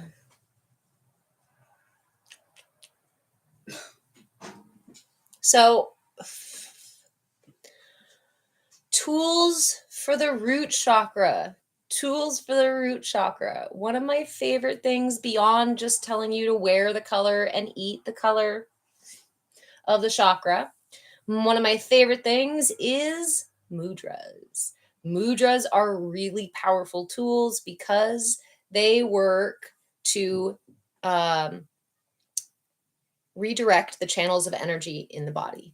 So we talked about this in February, and I'm also putting out, there's cheat sheets for all of this information that I was offering all year long, and I'm going to continue putting them on Patreon. They're just $5 on Patreon. Sorry, my camera's backwards. There we go. Go follow me on Patreon. I Move with Change on Patreon. And in the shop, I have a bunch of cheat sheets for all the different areas of the energy body and all the tools that I'm making content for. Sorry. Okay.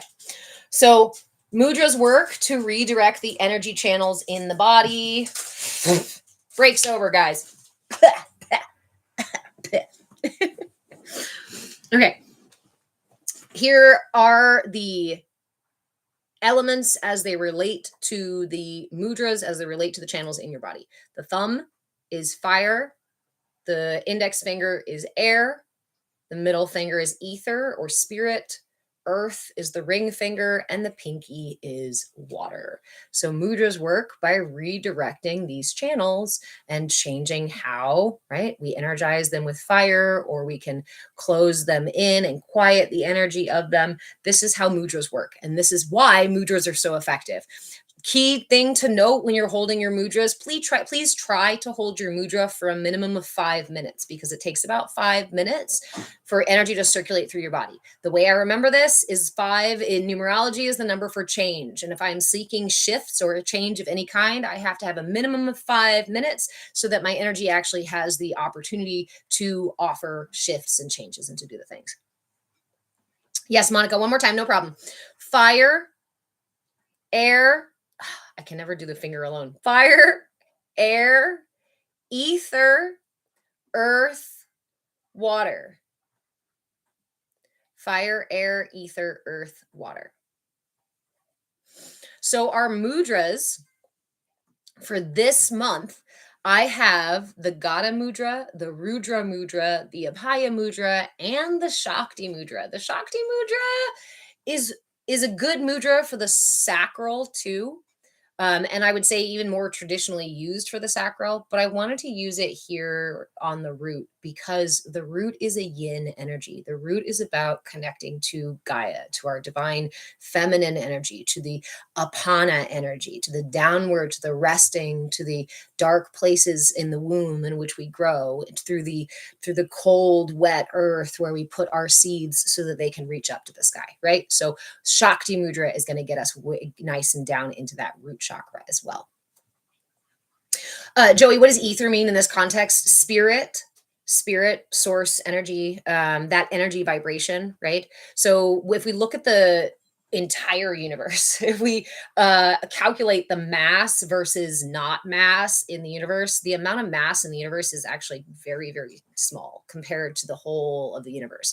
What do we call the rest of the stuff that's in the universe? Dark matter, ether, space, spirit, source, energy. So that's what that one is. All right. So the 4 mudras I want to offer, and again, my intention is to get back to making you guys content.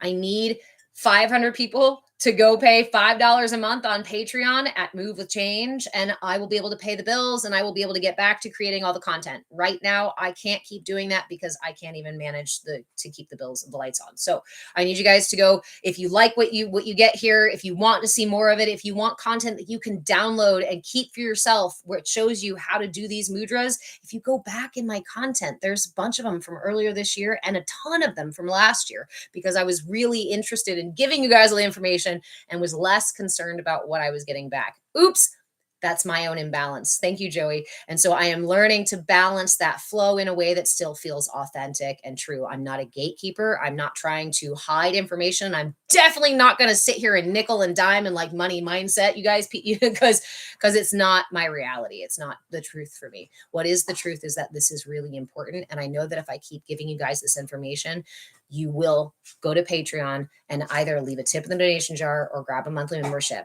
Remember, I love to give stuff away for free. So if you're on Patreon, after a couple of months, you're going to get sweaters and mugs and stickers and tote bags and shit like that. If you're on any level of membership, there are always perks for those level of membership. I have 1 hour-long yoga class every week on Wednesday nights, and that's for any level of membership. You can pay $5 a month and get a weekly yoga class. I don't know anywhere else you can do that. So go do that. All right. Jessica, thank you. I'm grateful for you as well. And this whole community, I really appreciate you guys. Honestly, if it wasn't for you guys, I wouldn't have anywhere to teach. We went from nobody on this account to 12,000 followers in less than 3 years, because I've only been teaching for maybe 2 online, 2, 3. I don't know how many years it is. It was fast. Thank you guys. Thanks. Okay. So here are our mudras. I'm going to start. Joey, you can join totally for free on Patreon. Here's the big thing. Go join me on Patreon and on YouTube. I move a change on both of those, and both of those are free. You can join them for free. If you're on Patreon, you will get emails reminding you about my classes, reminding you about discounts and things I add in the shop. When I add the cheat sheets and stuff like that, you'll get notifications for that kind of stuff. So there's a definite reason to follow me on Patreon. That's where I can push out emails to you guys instead of you having to come to social media to find them, because again, TikTok doesn't like my content. It's too good. I am Move with Change on Patreon and on YouTube. On YouTube doesn't take down the feed. They just don't share the feed. So here I get the visibility. There we get the reliability. Here you get all the informationability. Information? No, I don't know. There was no ability that I could match with it. Yes, same on Patreon. Move with Change. Okay, so 4 mudras for the root chakra. The 4 mudras we are focusing on for the root chakra. I'm going to offer you one of my favorite ones first. This is one for the fear that we often experience when we have an imbalanced root chakra. This is called the Abhaya mudra. And I'm going to show you this mudra. Hey, Tren. I'm going to show you this mudra, and I want you to listen to the energy of this mudra. Okay, because the energy, your intention, is really important in this mudra as well. This is a nice and simple mudra. All you do, Sir Dog, do you need to go outside? Okay, go. I'll let you out. All you do is to take your hand, palm facing out, fingers upright, not tight, not pressing. Intention, not tension. Lift that right hand in front of your right shoulder. And we hold it here. But we hold it here as if. And if you'd like to play as if with me, you can close your eyes. And imagine that out before you is a massive crowd. A crowd further than the eye can see, and they are not happy. In fact, they're coming for you. All you have to do, put down that hand. You see that crowd? Raise that hand again. Know that when you raise that hand, that the entire crowd quiets down. All of that frenetic energy in an angry mob suddenly settles, and you can hear a pin drop for miles. Because in the face of your palm and the energy emanating from your hand, your presence,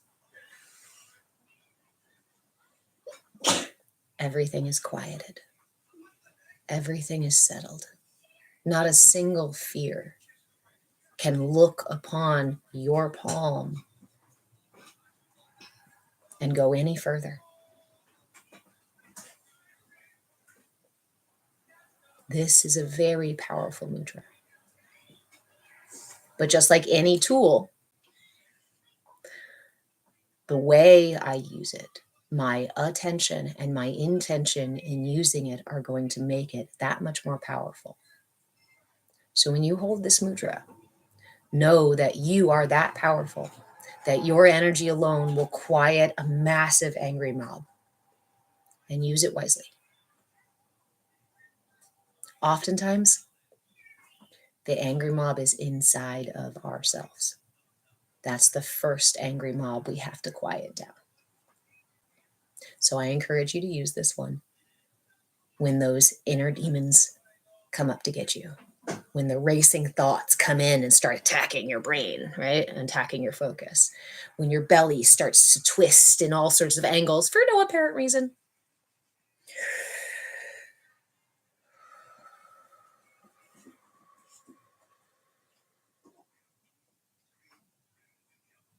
That's all you need. Let me let the dog outside. No, you don't want to go outside? Okay. He said no. He said no. You're very welcome, Nikki and everybody else. Yes, glitter bee. That would be a great way to stop the imaginary tigers. I use it for my mind monkeys. Yes. Oftentimes there's mutiny on this ship and the pirates get really mad about something and they become the angry mob that is out to get me. How dare you miss paying that bill?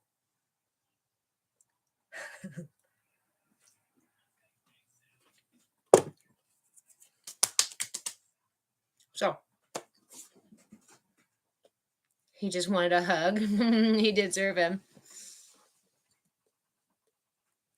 That's the first mudra. Again, this is called the Abhaya mudra.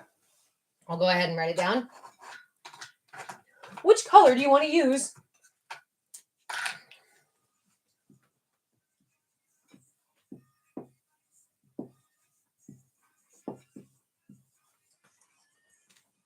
The Abhaya mudra. Do not put your marker in your coffee. You can see that? I almost dipped it in my coffee. All right. That's the Abhaya mudra right here. Any fear is quelled by the magnificent power here in your palm. Sarah Femme, you had an emotional response to that one. Good. I consider that off-gassing, right? That's letting out a belch. That's your energy body responding to the shift in energy that's available when you focus your intention and your attention on these tools.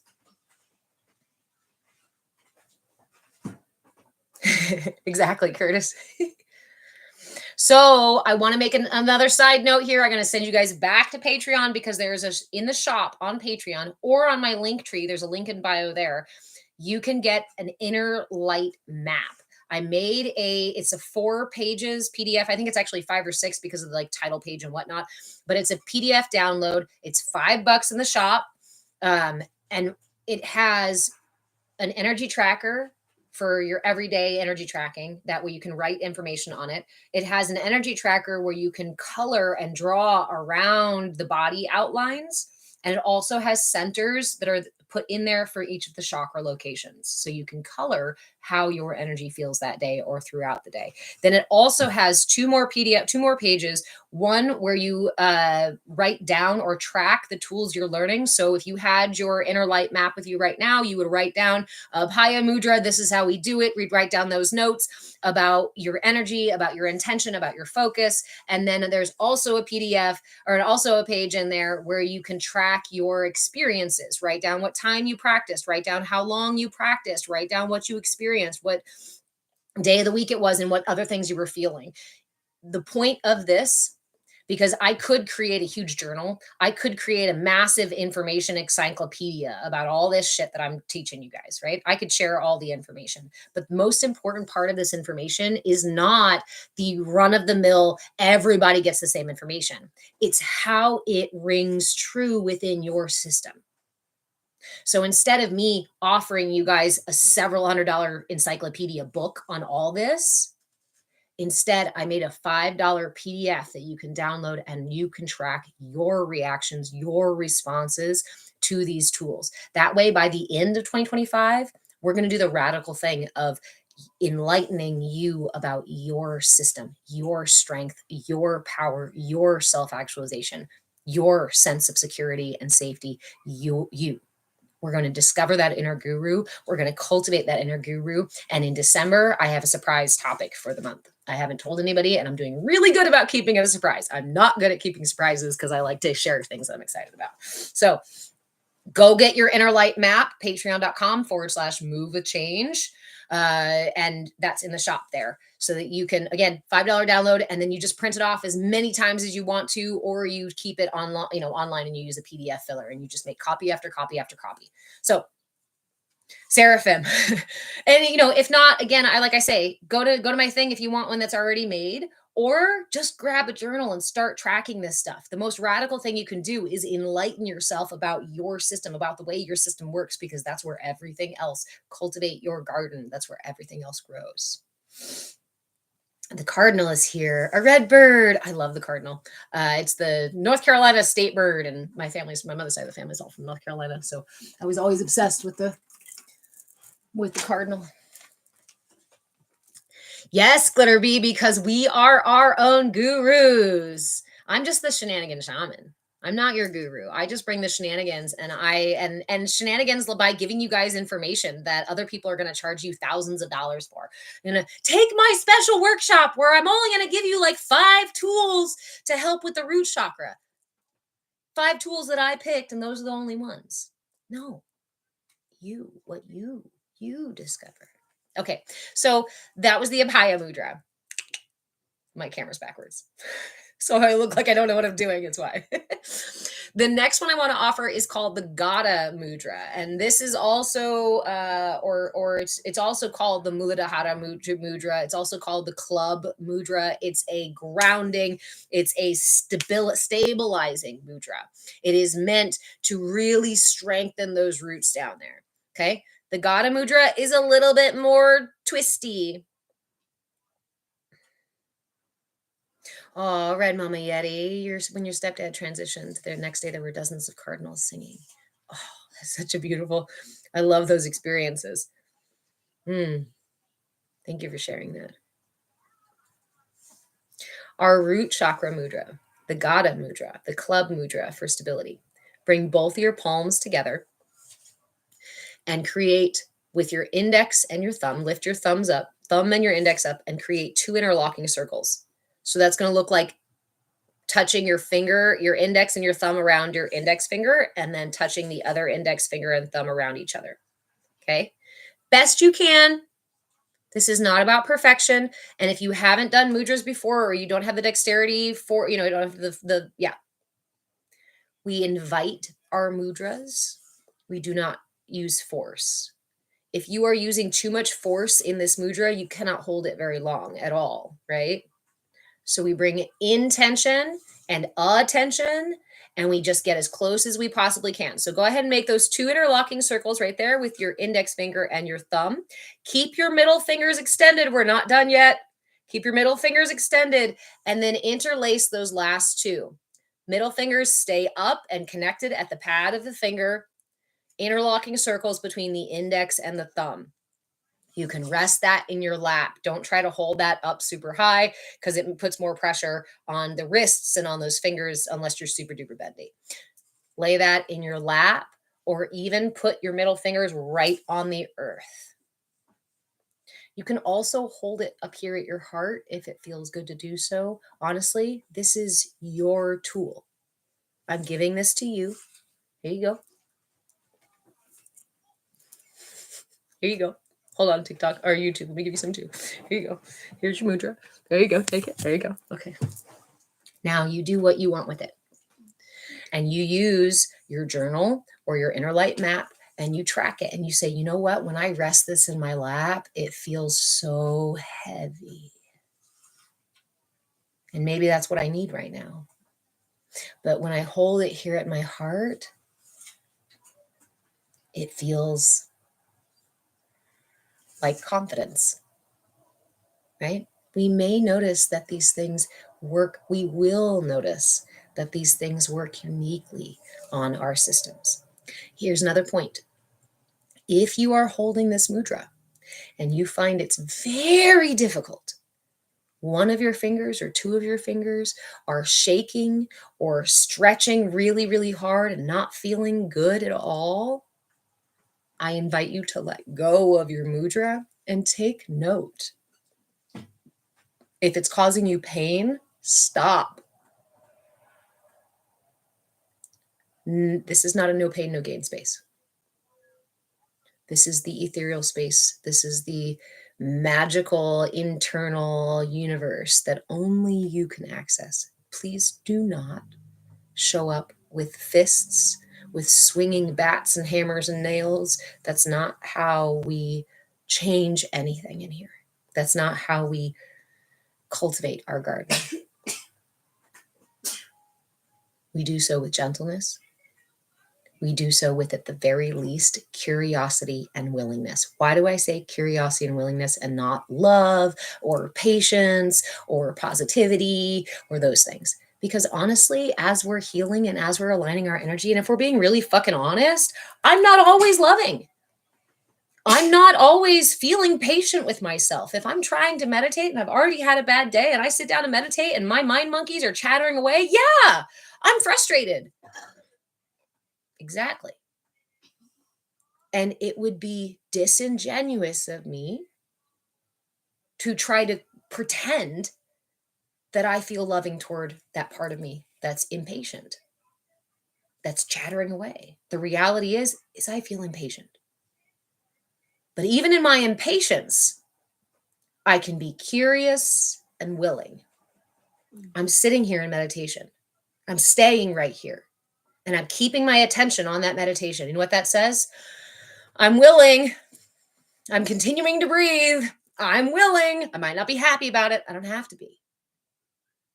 I can be willing. And when things come up as I'm breathing, I can be curious. Interesting that today, when I've already had a difficult day, my brain is chattering away. Well, it kind of makes sense. I'm willing to sit here and at least hold space. Just continue to breathe. Because again, we talked earlier how these things are literally rooted, these reactions, these energy patterns are rooted in our child selves, are rooted in our earliest developments. So those mind monkeys, that's the 2-year-old you trying to tell you a story again and again and again and again that no one else wants to hear. Should you always stop everything you're doing and give every little thought all of your attention? No, you wouldn't do that to a child either. It would be inappropriate to do so. Right? Seraphim, I've always said my brain was like a spider monkey. Nice. I literally have like a barrel of monkeys. If they sometimes are like those little plastic monkeys in the little game. Otherwise, they're literally jumping all over my ship in there. Joey, if I try to love a shamed part of me from 5 years old and a monster shows up in my mind, what do I do? This is how you know that your ego, that your emotions are protecting you. Not only are they your allies, but they're protecting you. As we were saying earlier, those inner demons, the monsters under the bed, the fear that courses through my veins, this is just my imbalanced energy. This is just the reactivity from when I had those early experiences and my energy was thwarted, shut down, shamed, blamed, guilted, all that stuff. And it was internalized as a pattern, not just as a word, but as a pattern, as a feeling, right? So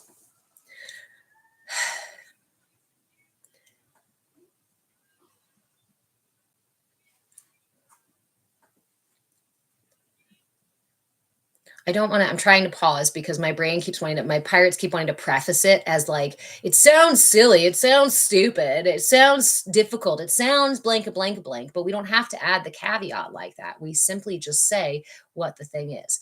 What I have found to be most powerful when I am doing the internal family systems work and I want to meet some part of myself, the shamed part, the guilt part, the angry part, the what have you, and I end up seeing a monster, a demon, I end up seeing a defender, I end up feeling attacked, it's even more important for me to sit in that place of curiosity and willingness and to not back down. Because backing down, right, would be to say, you win again. I'm not the guru. I'm not the first mate to my captain. That's self-avoidance. I don't want to deal with it. I don't want to look at it right now. It's too scary. And you know what? Here, pause again. If any part of this work is too scary for you, the last thing you need to do is to guilt yourself about it and try to force yourself through it. Everything you need right now for your healing is with you, and everything that's unhealed will remain with you and unhealed until you are ready to look at it. And it may take life getting really difficult, or it may take you feeling completely cornered by your own emotions to finally be ready to look at it. But please, you're going to make the monsters bigger if you shame yourself and hide from it because you feel guilty. But if you can muster the courage to sit there even for just one extra minute in the face of your own demons, in the face of your own monsters, in the face of your own screaming fear and shame and guilt, then please, please do.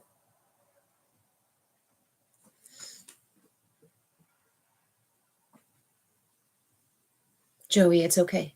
You say you got scared and prayed it away instead of showing love. Religion has given, especially Western religion, has given us this sense of separation, right? And what we're doing is integrating we're integrating that energy as spirituality, right? We're stepping outside of the confines, outside of the tenets of religious structure that keep us away from the divinity within us. God is flowing through you so that you can see those parts of yourself, the darkness, the demon, the scary thing, the shame and guilt. And there's honestly, I don't think there should ever be guilt in asking for support. Again, when I was young, my favorite poem was Footsteps, because I spent my entire childhood feeling terrified, getting my ass kicked and worse. And I sobbed. I used to pray every night and demand that God would explain why I deserved what I was receiving. And I was angry. But I had to believe that he was continuing to carry me, because otherwise I was alone and the world was a big, scary, dangerous place.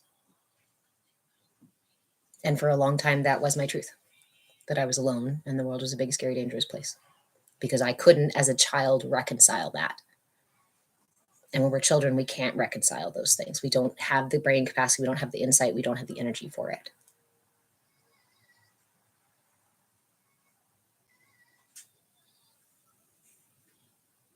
Pray anytime that you feel you need to be held, because source is not somewhere out there dealing with all the people at once. Source is not sitting in some cloud writing down, good and bad people lists. Again, a grave misdirection, because where is God? Listening to everything that you say and feel, feeling everything that you experience, seeing your reality through your lenses. God is also all these other places too. Yeah, Seraphim, we are much stronger than we give ourselves credit for. And again, we have been conditioned in a culture that doesn't want you to stand in your strength, because that's really fucking powerful stuff. That's a self-actualized person is a person you cannot puppet, you cannot control.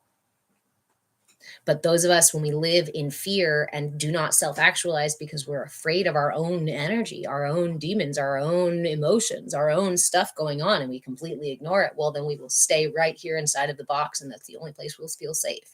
No matter how dangerous and scary and ugly it is inside the box, we'll say, no, I'll stay.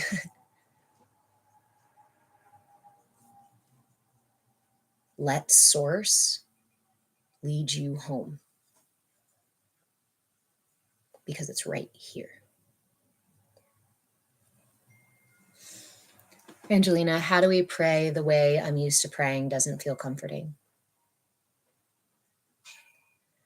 Prayer can be putting your hands together and saying some words, some predetermined words, or some words of your own. Praying can look like holding the Anjali Mudra and anchoring it to your chest here and just saying thank you. Praying can look like laying your hands over your heart and not saying anything, just listening, just feeling the presence of source in your heartbeat. Praying can look like walking outside barefoot and feeling the earth beneath your feet. Praying can be dancing in the dark when no one's looking and being completely ridiculous with your body. Prayer is communion. So commune in whatever way makes you, allows you to feel like you embody source, allows that energy of source to resonate and expand out from you, so it makes the hairs on your skin stand up. And if you've never experienced that, try meditation. Actually, mantra. Mantra is one of my favorite ways to integrate prayer. And here's part of why. The mantras I use are Sanskrit mantras. I am not a native Sanskrit speaker. Obviously, I didn't grow up with it, right? So I have had to learn a language that is outside of where I came from. And there's shame and there's guilt involved in that too, because those are gifts from my society, right? Gifts of judgment. But I understand the science of mantra, the science of resonance, of energy, of wavelengths. I understand my energy body benefits when I create these sounds. Sanskrit is the language of resonance, and it's why the actual spelling matters less than the sound that you create. When we om, we can go om, but it's not the same sound as when we pull it down and go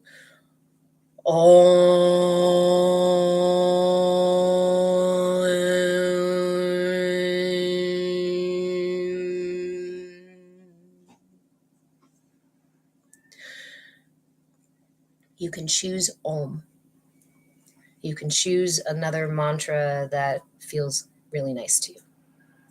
One of my favorite ones, it's very, very simple, is So Hum or Sat Nam. They're also very similar, right?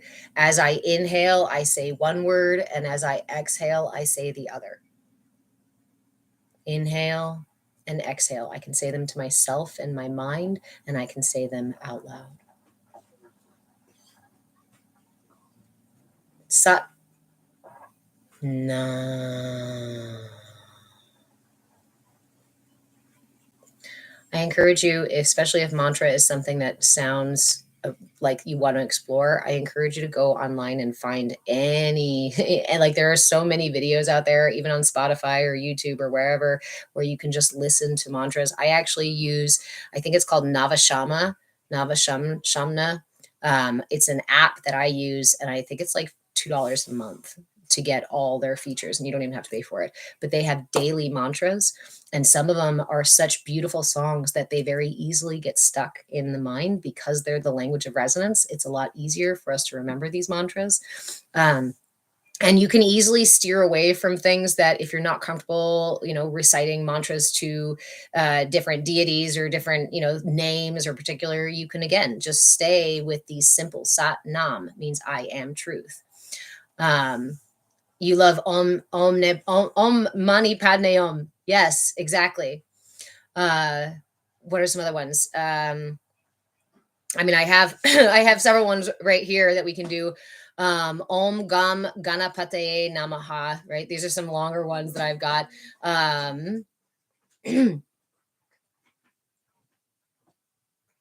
So they say that mantra, right? When we dip into sacred geometry, when we say a mantra 108 times, it's equivalent to prayer, to reaching source. It's the equivalent energy to source itself, to the number 9, to the 100 number that is within the Fibonacci sequence, the 3 divisible, whatnot, right?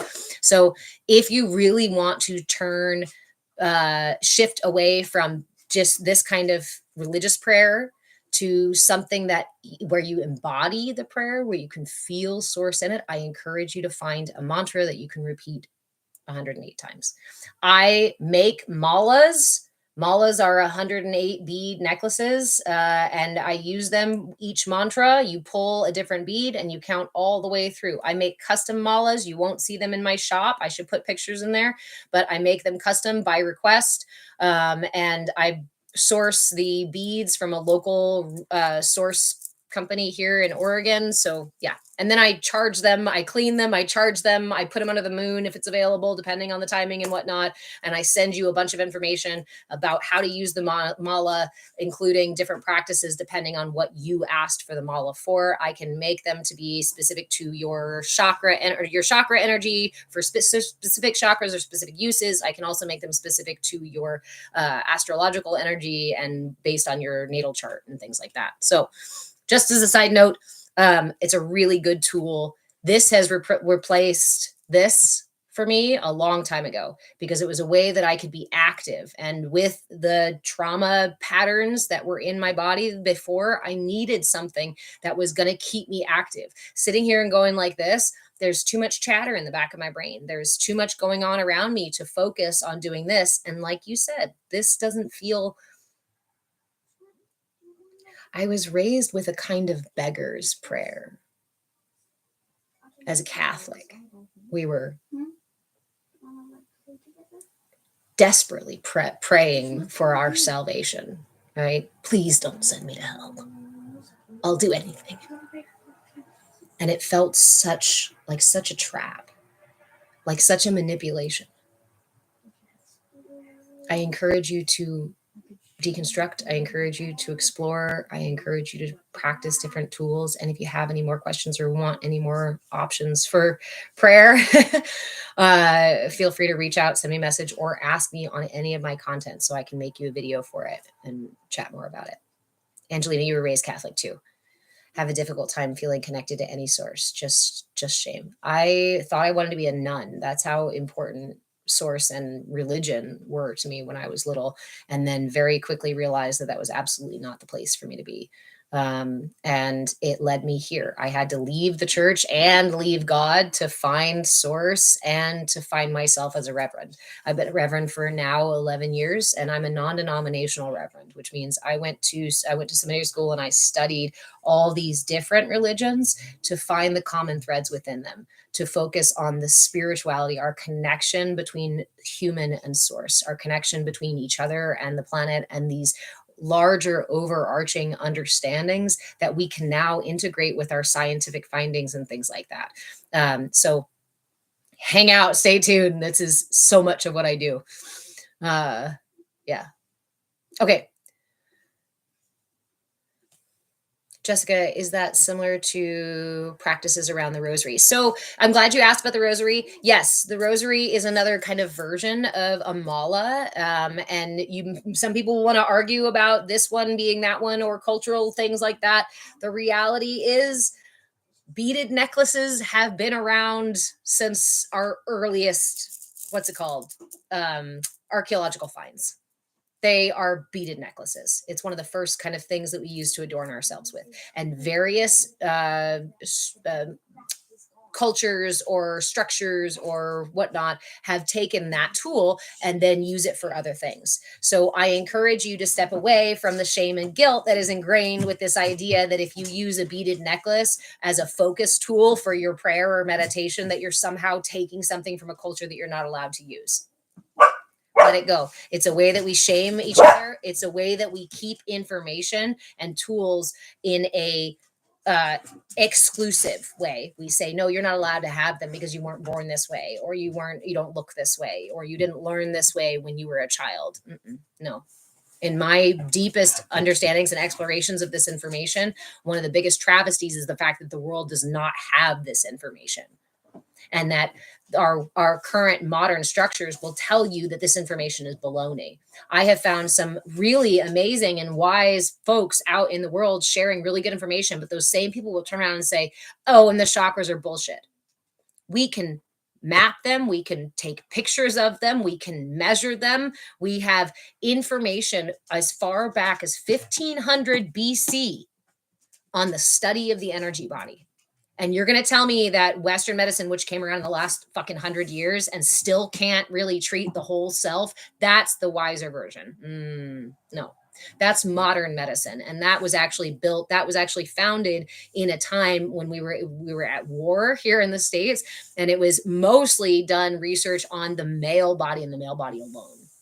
So let's learn about this stuff that humans have been using to align, to balance, to heal themselves from within for a far lot longer than doctors have been flipping pills and telling you don't worry about food and don't worry about the symptoms. We'll just quiet it down and tell it to shut up and then you can ignore it. That's not how it works. Joey, you went to Church of Christ and church in Alabama. It was hard, but I'm glad I got to unlearn. And that's it, right? Yes, Seraphim, even Jesus held mudras. Christ himself studied these things. When we talk about Christ consciousness, we're not talking about his name. His name is Yeshua, and he was a person, yes.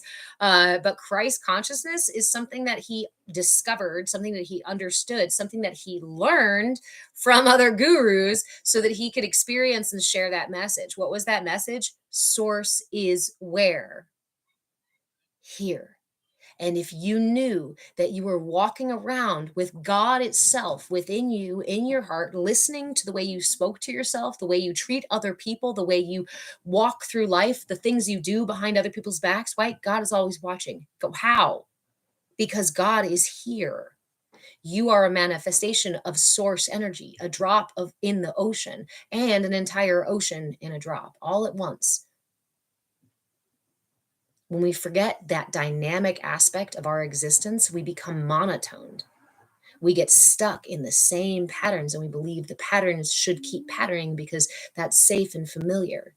But you will never reach self-actualization in a safe, familiar little cocoon, right? We stay where it's safe and secure, even if it's scary and ugly in that safe and secure space, because we're too afraid. And mostly culturally, we've been taught we should be afraid of what's outside the box. Don't look outside the box, right? I know people who are very entrenched in modern religion and say you can't even question your faith. To question your faith is to question God, and that's a bad thing. And I said, that's a narcissistic parent.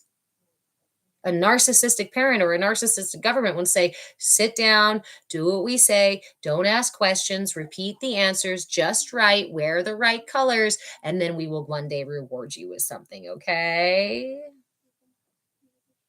We're not playing that game anymore. Thanks, Haley. Me too.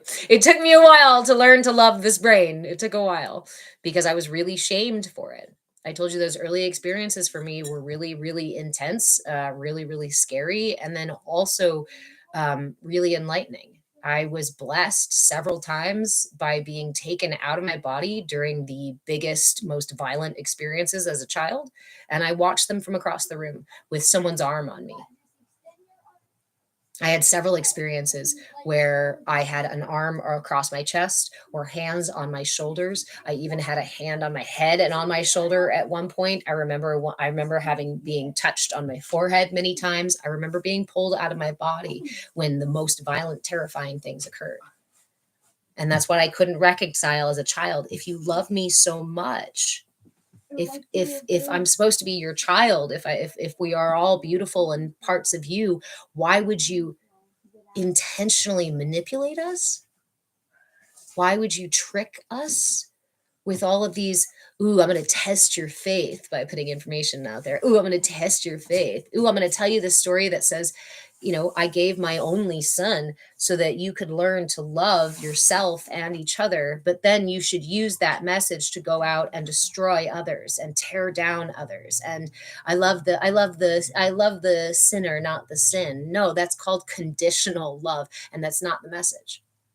Because those conditions are bred out of fear, shame, self-doubt, guilt.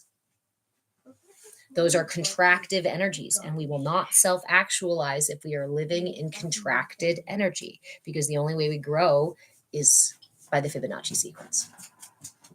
Yes, Haley as well. SA was an out-of-body experience. My very first experience, one of my very first experiences in the first 3 months of life was a ceremony that included SA. So in terms of a sense of fear in my life, a sense of autonomy, a sense of safety in my body, what I remember most was the feeling of not being able to lift my head to see what was happening. What I remember most was being held up in the air somewhere with no sense of grounding, no sense of connection to my body. It's taken a really long time for me to feel safe back in my body. And I have still chronic conditions that I am working on. One of those is chronically, I don't want to use judgment. I struggle to keep weight on. Because the degree of fear that was woven into my body and the degree of disconnection from my sense of self. I can fast, no problem, because my brain the rest of me is not settled so deeply into myself that I have to nourish myself. I am very accustomed to putting all of my needs aside, to such a degree that when I was a child, even by the age of like 5 or 6, my mother used to joke with me about how I had a second bladder, because apparently I would have to go to the bathroom. I'd be doing bathroom dances. And she's like, okay, we're almost there. And we'd get there to go to the bathroom, right? And I'd be like, oh, it went away. She goes, what do you mean it went away? Did you pee yourself? No, it just went away. I later found out that there are yogic techniques where you can not do that. You can not go to the bathroom for quite a long period of time by literally reabsorbing and shifting your body to not use the bathroom. Unintentionally, not consciously. My body learned to do the things to keep me safe, because even going to the bathroom was unsafe. You know the feeling of being held against your will. Most of us do. As children, we live in a culture that we were not supported in being whole, autonomous beings. Part of our job as parents here in the West is to traumatize our children so that they can carry on the traumas we were not able to resolve. And that sounds maybe cold, but the only way that we resolve them is by continuing to grow through them.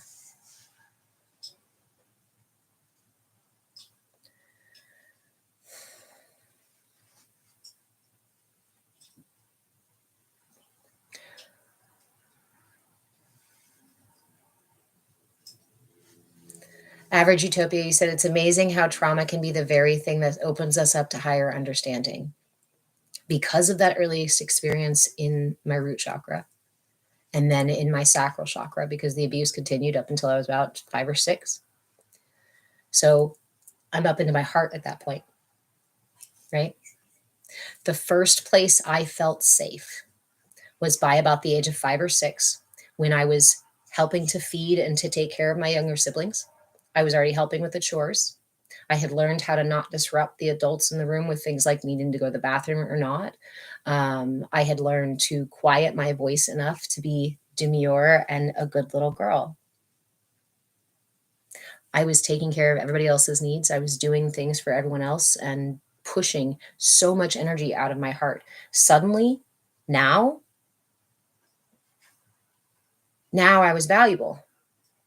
Now I got rewarded. Now I was smiled at and loved and hugged, and I was even given extra dessert and stuff. And like, I was given love because I had value in my external expression. And so when we're talking about early chakra traumas, what you will almost always result in is a big expression in one of these, often solar plexus, heart, or throat. And these lower chakras are going to feel weak. They're going to feel wishy-washy. We're going to want to be taken care of so bad, but not know how to get those needs met. Or we're going to want our pleasure so badly, we can just feel so deprived of it, we end up in addiction. Because that's the only place we can control whether or not we get pleasure.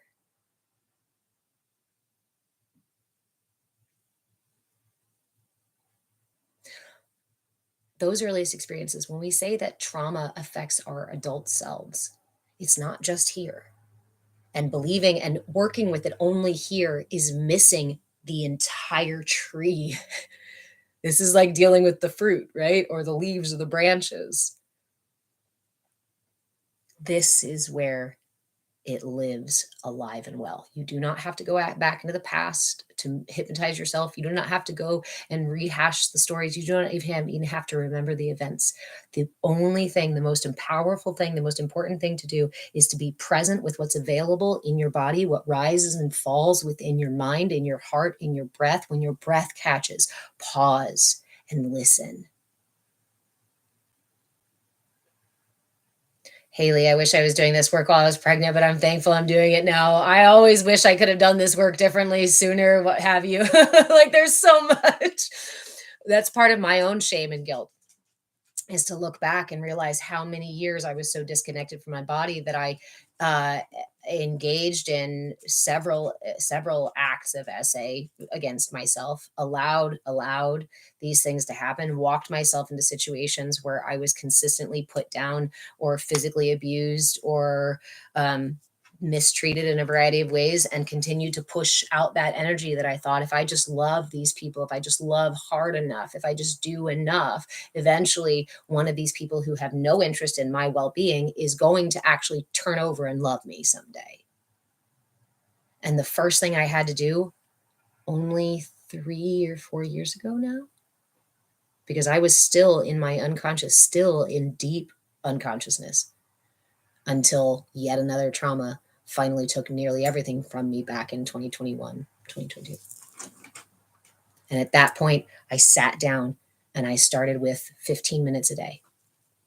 I sat down with myself for 15 minutes every day. And I held space. And this is kind of what somebody else asked about, how do I hold space for these things when monsters come up? I held space. I put a timer on and I sat on my yoga mat for 15 minutes. I didn't want to do yoga. I felt too much shame. I felt too much. How could I have allowed myself to be put through that? How could I have been so dumb? How could I have done, all of that guilt and shame and fear? I had no spoons to even fight myself on it anymore. I couldn't argue. I didn't want to be here. And if it wasn't for my son, I wouldn't be. Because at that point, I was like, that's it. I'm so screwed. I'm so stupid. How could I? But it was those very 15 minutes every day that started to make cracks in the concrete. I thought I was done.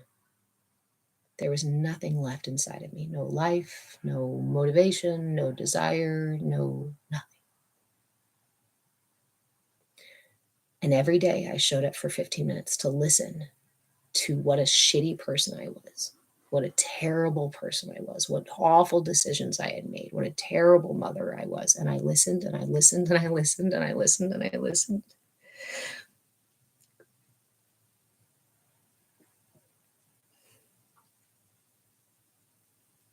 And at the time, I was smoking and drinking heavily because I had nothing left.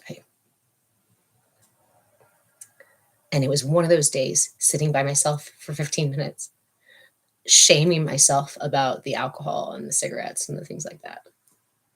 That something shifted, something moved. And I put my hand on my heart and I said, it's okay. It's okay. And that was it. It was that simple. But the truth of the feeling coming from my own heart, telling myself that it was okay.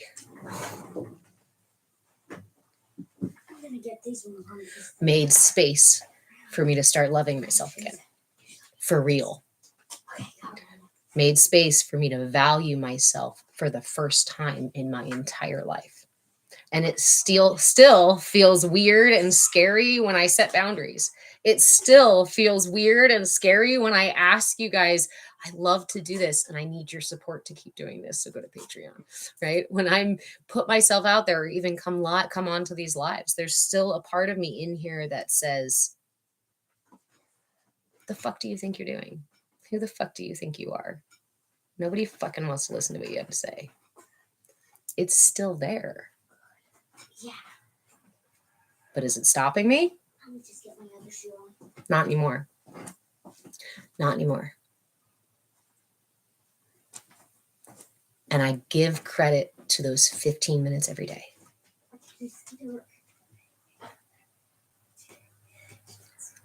I invite you, if you want profound change in your life within yourself, first, start here.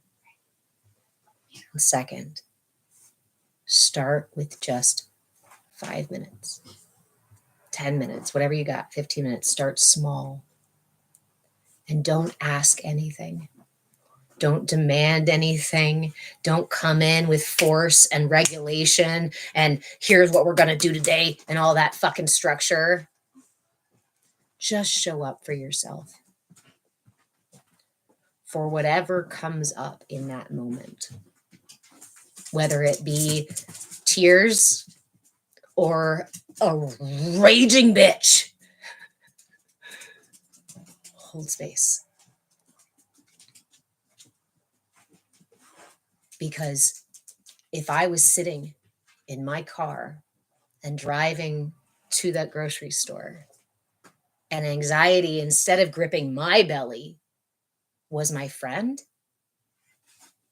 what would I do for my friend?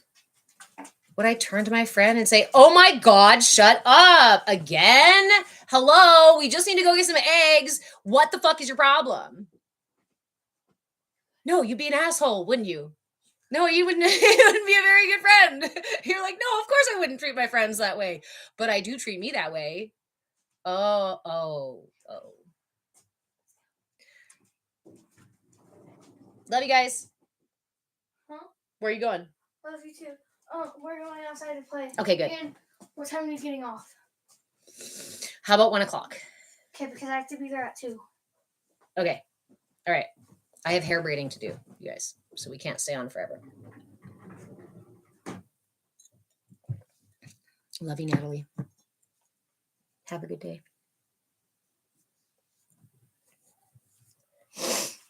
We are taught that we have to do so much just to be loved, to be valued, to feel safe. Oh, you don't deserve to feel safe just by existing. You don't deserve abundance just by existing. No, you have to work for that shit. You better show up for that shit. And you better do it the way that I say. Otherwise, there's no reward. No, we're dropping. We're breaking up with that narcissistic motherfucker. No, we're done.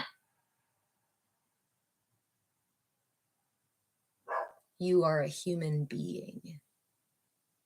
And your very existence is a fucking miracle. No one else has ever been here exactly like you, and no one else will ever be here exactly like you, which means you have something special. You bring a unique note, and we as a collective, we are a chorus.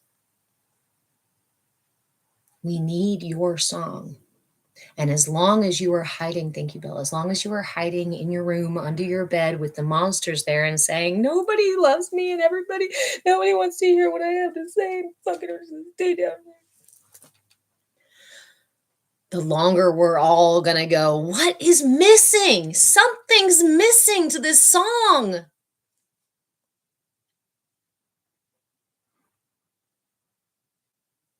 If you are here right now, you are here on purpose. Like when the rain stops and the light hits it just right and that rainbow appears, every color is part of that rainbow. You don't get a rainbow that's missing yellow.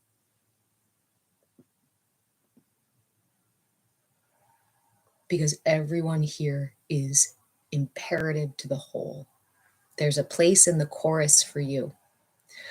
But there are powers that be right now that would rather have control of our universe, would rather have control of reality, would rather dictate the narrative so that they can harvest your attention, your time, your doing, all of that energy for some other means.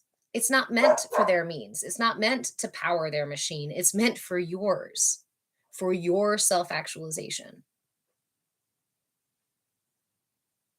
Like the tide, we rise together. Like the warming of the ocean, while every single drop does not warm at the same time. Some of us are warm, hot bits at the top of the ocean, all active and exposed to the sun and evaporating. And some of us are way down deep at the bottom depths of the weight of the water pressing against us. But every part makes the ocean. The dark and scary pieces, as well as the beautiful crystal clear water. Every part makes the ocean. So no matter what part of the ocean you are in right now, I invite you to put both of your hands over your heart, close your eyes, and remind yourself that you are actually exactly where you need to be. And if it's not where you want to be, it's still where you need to be. And that means where you want to be is still available.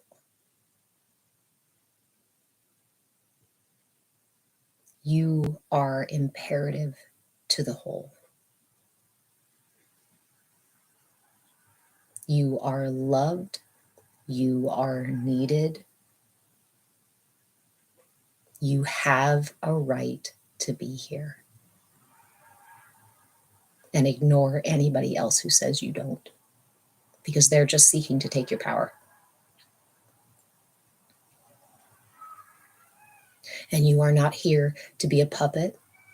You are not here to be controlled or condemned or forced into a box. You are here to be your full expression of God. What an amazing opportunity to show God how to be human the way that you human, uniquely you human. And taking the same walk that Yeshua did. to discover Christ consciousness, the vibration, that meeting place of source and material, ethereal and material. Where does that happen? Right here in our hearts. And that meeting place is what makes those defibrillator cells beat. And those defibrillator cells are what manifest the toroidal field of energy around your body. And you are not isolated, because that energy is constantly interacting with things that happen inside of you as well as things that happen all around you. Yes, you are creating your reality so much more than you realize. But that's not a reason to feel shame. It's not a reason to feel guilt. You were always, always doing the best you have with what cards you were given. And now you have the opportunity to shape your world, to intentionally walk that path. And to self-actualize, whether or not they fucking like it.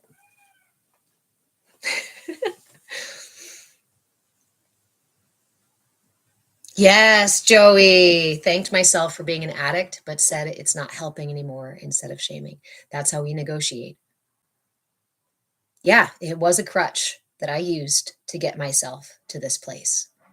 And now I feel like there's a little space for me to do something else, right? There's a little space for something other. That tool has worked up until now, but the person I want to be moving forward would be held back by that. The person I was wearing all the armor, trying to get through a battlefield that I saw around me, needed all that armor, right? If I'm going to live in a world of peace, not on a battlefield anymore, but meditating on a mountain, that armor isn't going to serve me very well. You cannot continue to be the person you were that was fighting the battles if you no longer want to fight battles. Our greatest strength is not in being able to, knock down anything. Our greatest strength is knowing when to put down the armor and when to open our fists, as well as when to close them back up and put that armor on. But this is curiosity. This is willingness. These are opportunities for me to receive. And every time I show up to myself with judgment, shame, guilt, blame, I'm fighting a battle inside of myself. I'm fighting myself. I'm making an enemy of myself. And I will fight that battle every single day. Not because it's trying to fight against me, but because it wants out. And if I come in like this, guess what? The energy that's been defending me all of these years is going to keep defending me, even from me. So as long as that, I had insulting words for my self-talk, but we just paused. We didn't have to say the insulting words. When that self-talk is really leaning into you, we can pause and say, oh, thank you for doing your best to protect me. But you know what? Talking shit doesn't feel good anymore. It doesn't feel protective anymore. It just kind of hurts. Can we find another way to remind me that it's time to do the dishes or that I forgot to turn the oven off? Just like we would hope to with our friends, with our partners, with our family. How many of us lament that we can't have those conversations with our loved ones? Are you having those conversations with yourself?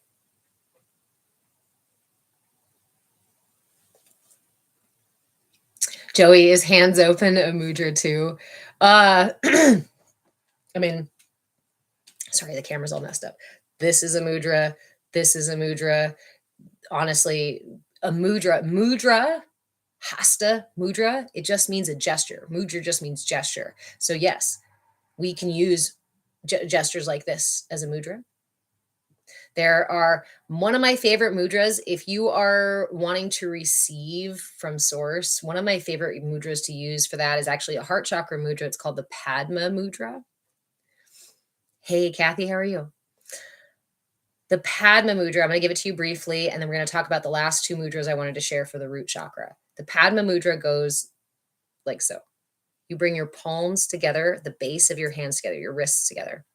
Bring the sides of your thumbs to touch and the sides of your pinkies to touch. Just do this as best you can and keep everything else open. Padma means lotus. So this is a nice, beautiful lotus flower. We bring this to the heart.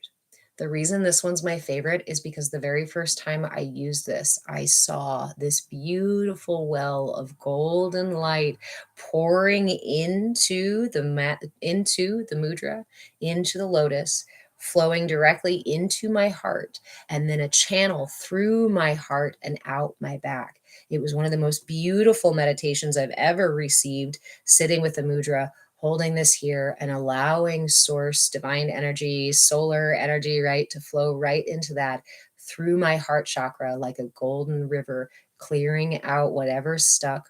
I've got a lot of plugged up back chakra, back heart chakra. I actually have a chronic condition now called neurogenic thoracic outlet syndrome that has everything to do with the fact that I did not give myself love and was not able to receive love and was not able to stand in my truth. That's all throat and heart chakra bullshit in there.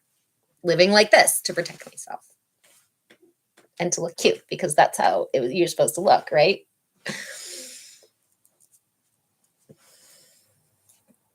All right. So we did the Abhaya Mudra. I just offered you the Padma Mudra. Hold on to that one. I really like that one. You're very welcome, Joey. Always ask questions in here. It might divert from the conversation about the topic, but that's the reason why I do several hours. Also, I do have replays available on YouTube, but each month I close down the previous replays so that there's a membership available, patreon.com/move with change. You guys' memberships allow me to keep doing this stuff. So if you can go, follow me on Patreon. It's free to follow, but there's memberships there and there's a shop there. I am Move with Change on Patreon and on YouTube, where I'm also always live, not just on TikTok. And my foot is dead, so hold on. Also, remember that when I'm not live, you can go on my content and ask me questions. The best place to ask questions when I'm not live is on my content here on TikTok, because TikTok allows me to respond by video. And that's like my favorite. I was not a TikToker until I decided to start teaching 3 years ago, whatever it was, and came on here and was like enamored because I'm like, wait, I get to like be in my throat chakra place. I get to be in my truth. I get to be the playful, what have you, that I've always shut up and pushed away and said, no, people expect you to be perfectly put together and have everything super organized and show up only with whatever, deconstructing my own belief about myself and about the world. And TikTok has been an amazing place to do that. So follow me on Patreon, follow me on YouTube, go support the work that I do via membership over there. You get all sorts of perks and fun things for every level of membership. I like to give a lot of stuff away for free because I do. I put a lot of weight on the fact that those of you who offer membership, you guys offer me money to make sure that I can keep doing that. That breaks my own narrative. My own narrative says no one's going to pay you for shit. Nobody fucking cares. This is a bunch of bullshit that nobody wants to hear about, even though I know it's powerful, even though I've seen and hear feedback from the people I coach, from folks in these lives that you guys love this stuff, benefit from this stuff, that you keep asking and keep engaging in this stuff. I see it. But the narrative that's written into my body and into my subconscious is that it's worthless just as I am. And so every single time I come to live and every single time one of you guys signs up and every single time you say, thank you so much, it's made a difference, it helps me rewrite that narrative inside of me. So I can't thank you enough for the opportunity to meet myself here. 12:51. What? You're not leaving sooner, are you? No. Okay, good. I just need to change into my uniform. Okay, so thank you guys a million times over. And again, if you haven't done it, patreon.com/move with change and YouTube, Move with Change. Follow me free in both places. Please consider supporting the work that I do through a regular monthly membership. And I promise you there's lots of perks. Thank you, Monica. Thank you, Curtis. Thank you all so much. Okay, last two mudras, and then I have to go braid hair. Thank you, everyone. Thank you. Thank you. Okay, last two mudras. We did the Abhaya mudra. We've got the Gada mudra, the stability club mudra for the root chakra. Okay, then quit interrupting my 8 minutes. All right, hands together. Create 2 interlocking circles with your index finger and your thumb right there. Do it as best you can. Please don't do so with force. If it feels really sticky, lower it away from your body because it'll be easier to do down here. Then keep your middle finger extended and interlace those last 2 fingers. You have 2 middle fingers up and you've got interlocking circles here. This is the Gada mudra. This is the club mudra. This is the Muladhara mudra. This is the mudra for the root chakra. This is for stability. This is my send that energy down into the earth, dig those roots even deeper. So when you're holding it, rest it in your lap or place your middle fingers directly on the earth and send that intentionally down. You can also hold it here or honestly anywhere else that feels good to you because it's your mudra now for you to experiment with. There you are. All right. The other 2 mudras are the Rudra mudra. The Rudra mudra is the mudra for transformation. This is 2 hands and it's a little bit easier than the Gada mudra. We bring the index finger and the thumb to touch and the ring finger and the thumb to touch. That's going to leave your middle and your pinky finger up. That's what? Ether and water here. Open and flowing, spirit and water, open and flowing. What spirit and water are actually very similar, right? Spirit and water always flowing through the path of least resistance to bring you to your highest good in every single moment. This invites transformation, energizes our air and earth within, adding them to fire, burning away the blockages and the things that keep us from our clear flow of energy. Rudra mudra. You can rest it in your lap. You can put it on your chair. You can hold it while your arms are crossed. This does not have a specific position. So I encourage you to use mudras like this in situations where you're not meditating. Maybe while you're sitting in the car with somebody, maybe while you're Netflix and chilling, maybe when you're on a date, maybe when you're whatnot. You can use these anywhere all the time. Just pay attention to the way that your energy body reacts to them so that you know that you're actually using them in a way that's beneficial, not a way that's not beneficial. Because we can, if we do not have our attention with us when we are doing these things, we can accidentally cause more imbalance, right? But usually you're going to notice if you're holding this mudra and something starts to feel weird, you're going to feel it. It's going to be loud enough for you to be like, ugh. Or the mudra may just kind of start to like slack away. Your hands may keep like meh, out of the mudra. So drop it and move on. The last one I wanted to offer is the Shakti mudra. Again, the Shakti mudra is very much about the sacral chakra, which we're going to work on next month. But I want to offer it because our root chakra is our yin aspect of our main channel of energy. And if we're talking about Shakti and Shiva, we're talking about our yin and yang, masculine, feminine, duality, solar and lunar energies. And so when we're talking about the root, I really want us to ground into that feminine yin energy with the Shakti mudra. So the Shakti mudra is done like so, both hands out in front of you. Tuck your thumb into your palm. Drop those first 2 fingers over your thumb. We're quieting the fire, right? Bringing the fire, yin energy here. Bring your folded knuckles together. And as you do, let your ring finger and your pinkies find each other to connect. This is your Shakti mudra. Those turn all the way around. Shakti mudra. One last time. Thumbs into the palm, drop the first 2 fingers. Bring those knuckles together and let the ring fingers and the pinky fingers touch. Earth and water flowing downward, flowing through our root chakra and into the earth. And then coming back, our energy circulating within the air and the earth and the fire within ourselves, cultivating that earth energy within, taking a little energetic nap. I really like this one. This is one of those really soothing ones.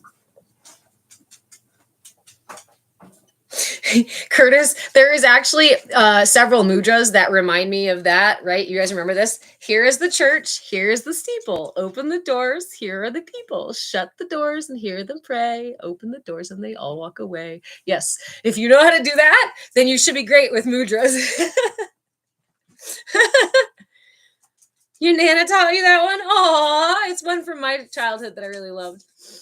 Okay, so those are our four mudras. If I get around to it, guys, if I get enough people on the Patreon, I can commit a lot more time to making this content. What I was doing last year and earlier this year was making videos so you can download them from my account here and keep them for yourself to show you how to do these mudras. I'd really like to get back into doing that again. So I encourage you to go to patreon.com/move the change. The one last thing I want to offer, because we talked about mudras as well. I've got breathwork practices, visualizations, asanas. I've got chair yoga flows. I've got herbs and stones and nutrition tips and all of sound frequencies and stuff. I've got a massive list of all these tools. Guess what?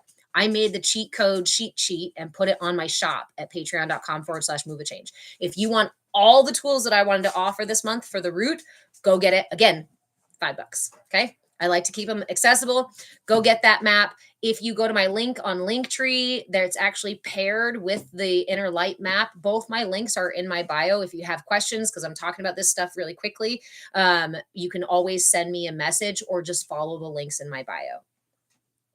Charity signing up. Whoop, whoop. Thank you, Curtis. I didn't even realize it was here. I didn't even see it until you just now said that. And now I see it on both screens. This interesting red marker has been sitting there the entire time. Okay, last thing I want to offer, the Bij mantra, the seed mantra for each of the chakras. I really want to offer this and I really want to focus on this one because if you want to start into mantras at all, these are the ones specific for each chakra. So you know Om, O-M or A-U-M, it's a similar sound, it's not the same. Om is the one that we focus on for the entire system. Lam, L-A-M. Hey, Tony, just closing up, my friend. But I offered some really rad tools today. I'm glad to see you. Lam. This is the sound for the root chakra. And I highly encourage that you take this instead of trying to match the way that I say it, instead of trying to say it the way that somebody else says it, sit somewhere on your own where nobody else can listen so you don't feel that whole shame and embarrassment nonsense and feel into this sound. Feel this sound, let it echo within you until you can feel it in the base of your seat, until you can feel it in your root chakra, because that's where it touches. That's where it vibrates from. This is the same frequency as red. It's the same frequency as the root chakra. And it's going to bring your energy way down into the root chakra, which for most of us can be good. And sometimes it's a little scary. So take your time. Meet yourself with curiosity and willingness above all else, even if you're meeting anger and frustration with curiosity and willingness. Hold space. You are a powerful container. And all those energies within you love the shit out of you, and they are just trying to find their way home too. I love you so much. I hopefully will see, I know I will see some of you on Monday night at our CAYA Kinship Circle. It's our group coaching circle. It's available by membership on patreon.com/move the change. I know I will see a bunch of you over on YouTube and joining Patreon for free as well, just so you can stay updated and catch replays and whatnot. And I know I will also see some of you in my shop grabbing that cheat sheet for the root chakra and the other months. May's cheat sheet is already out ahead of time, so you could get the tools. And I will also see some of you on membership because you love the shit that I do so much and you want to help me rewrite the narrative that it's not worth anything. So I love you all. Thank you so much for your time, for your energy, for your engagement. I had several of you stay in here almost the entire live. I love you guys so much. Again, you guys are helping me rewrite everything. You guys are helping me believe. It sounds, my pirates want to say the things. It's caveat. It sounds so silly, but it's true. You help me believe in myself. And you help me remind myself that this is really important. And that little voice inside of me that's always said, you have to say something, was right. Thank you. I love all of you so much. And I will see you soon. Either Monday in class, over on the Patreon, over on YouTube, or Monday in CAYA Kinship, Wednesday in class, over in memberships, or in my DMs to ask me where the heck you get all the things. Okay? I love you. Mwah! Let's see. Oh, how do I? There we go. Good night, YouTube. I love you. Mwah. Good night, TikTok. I love you.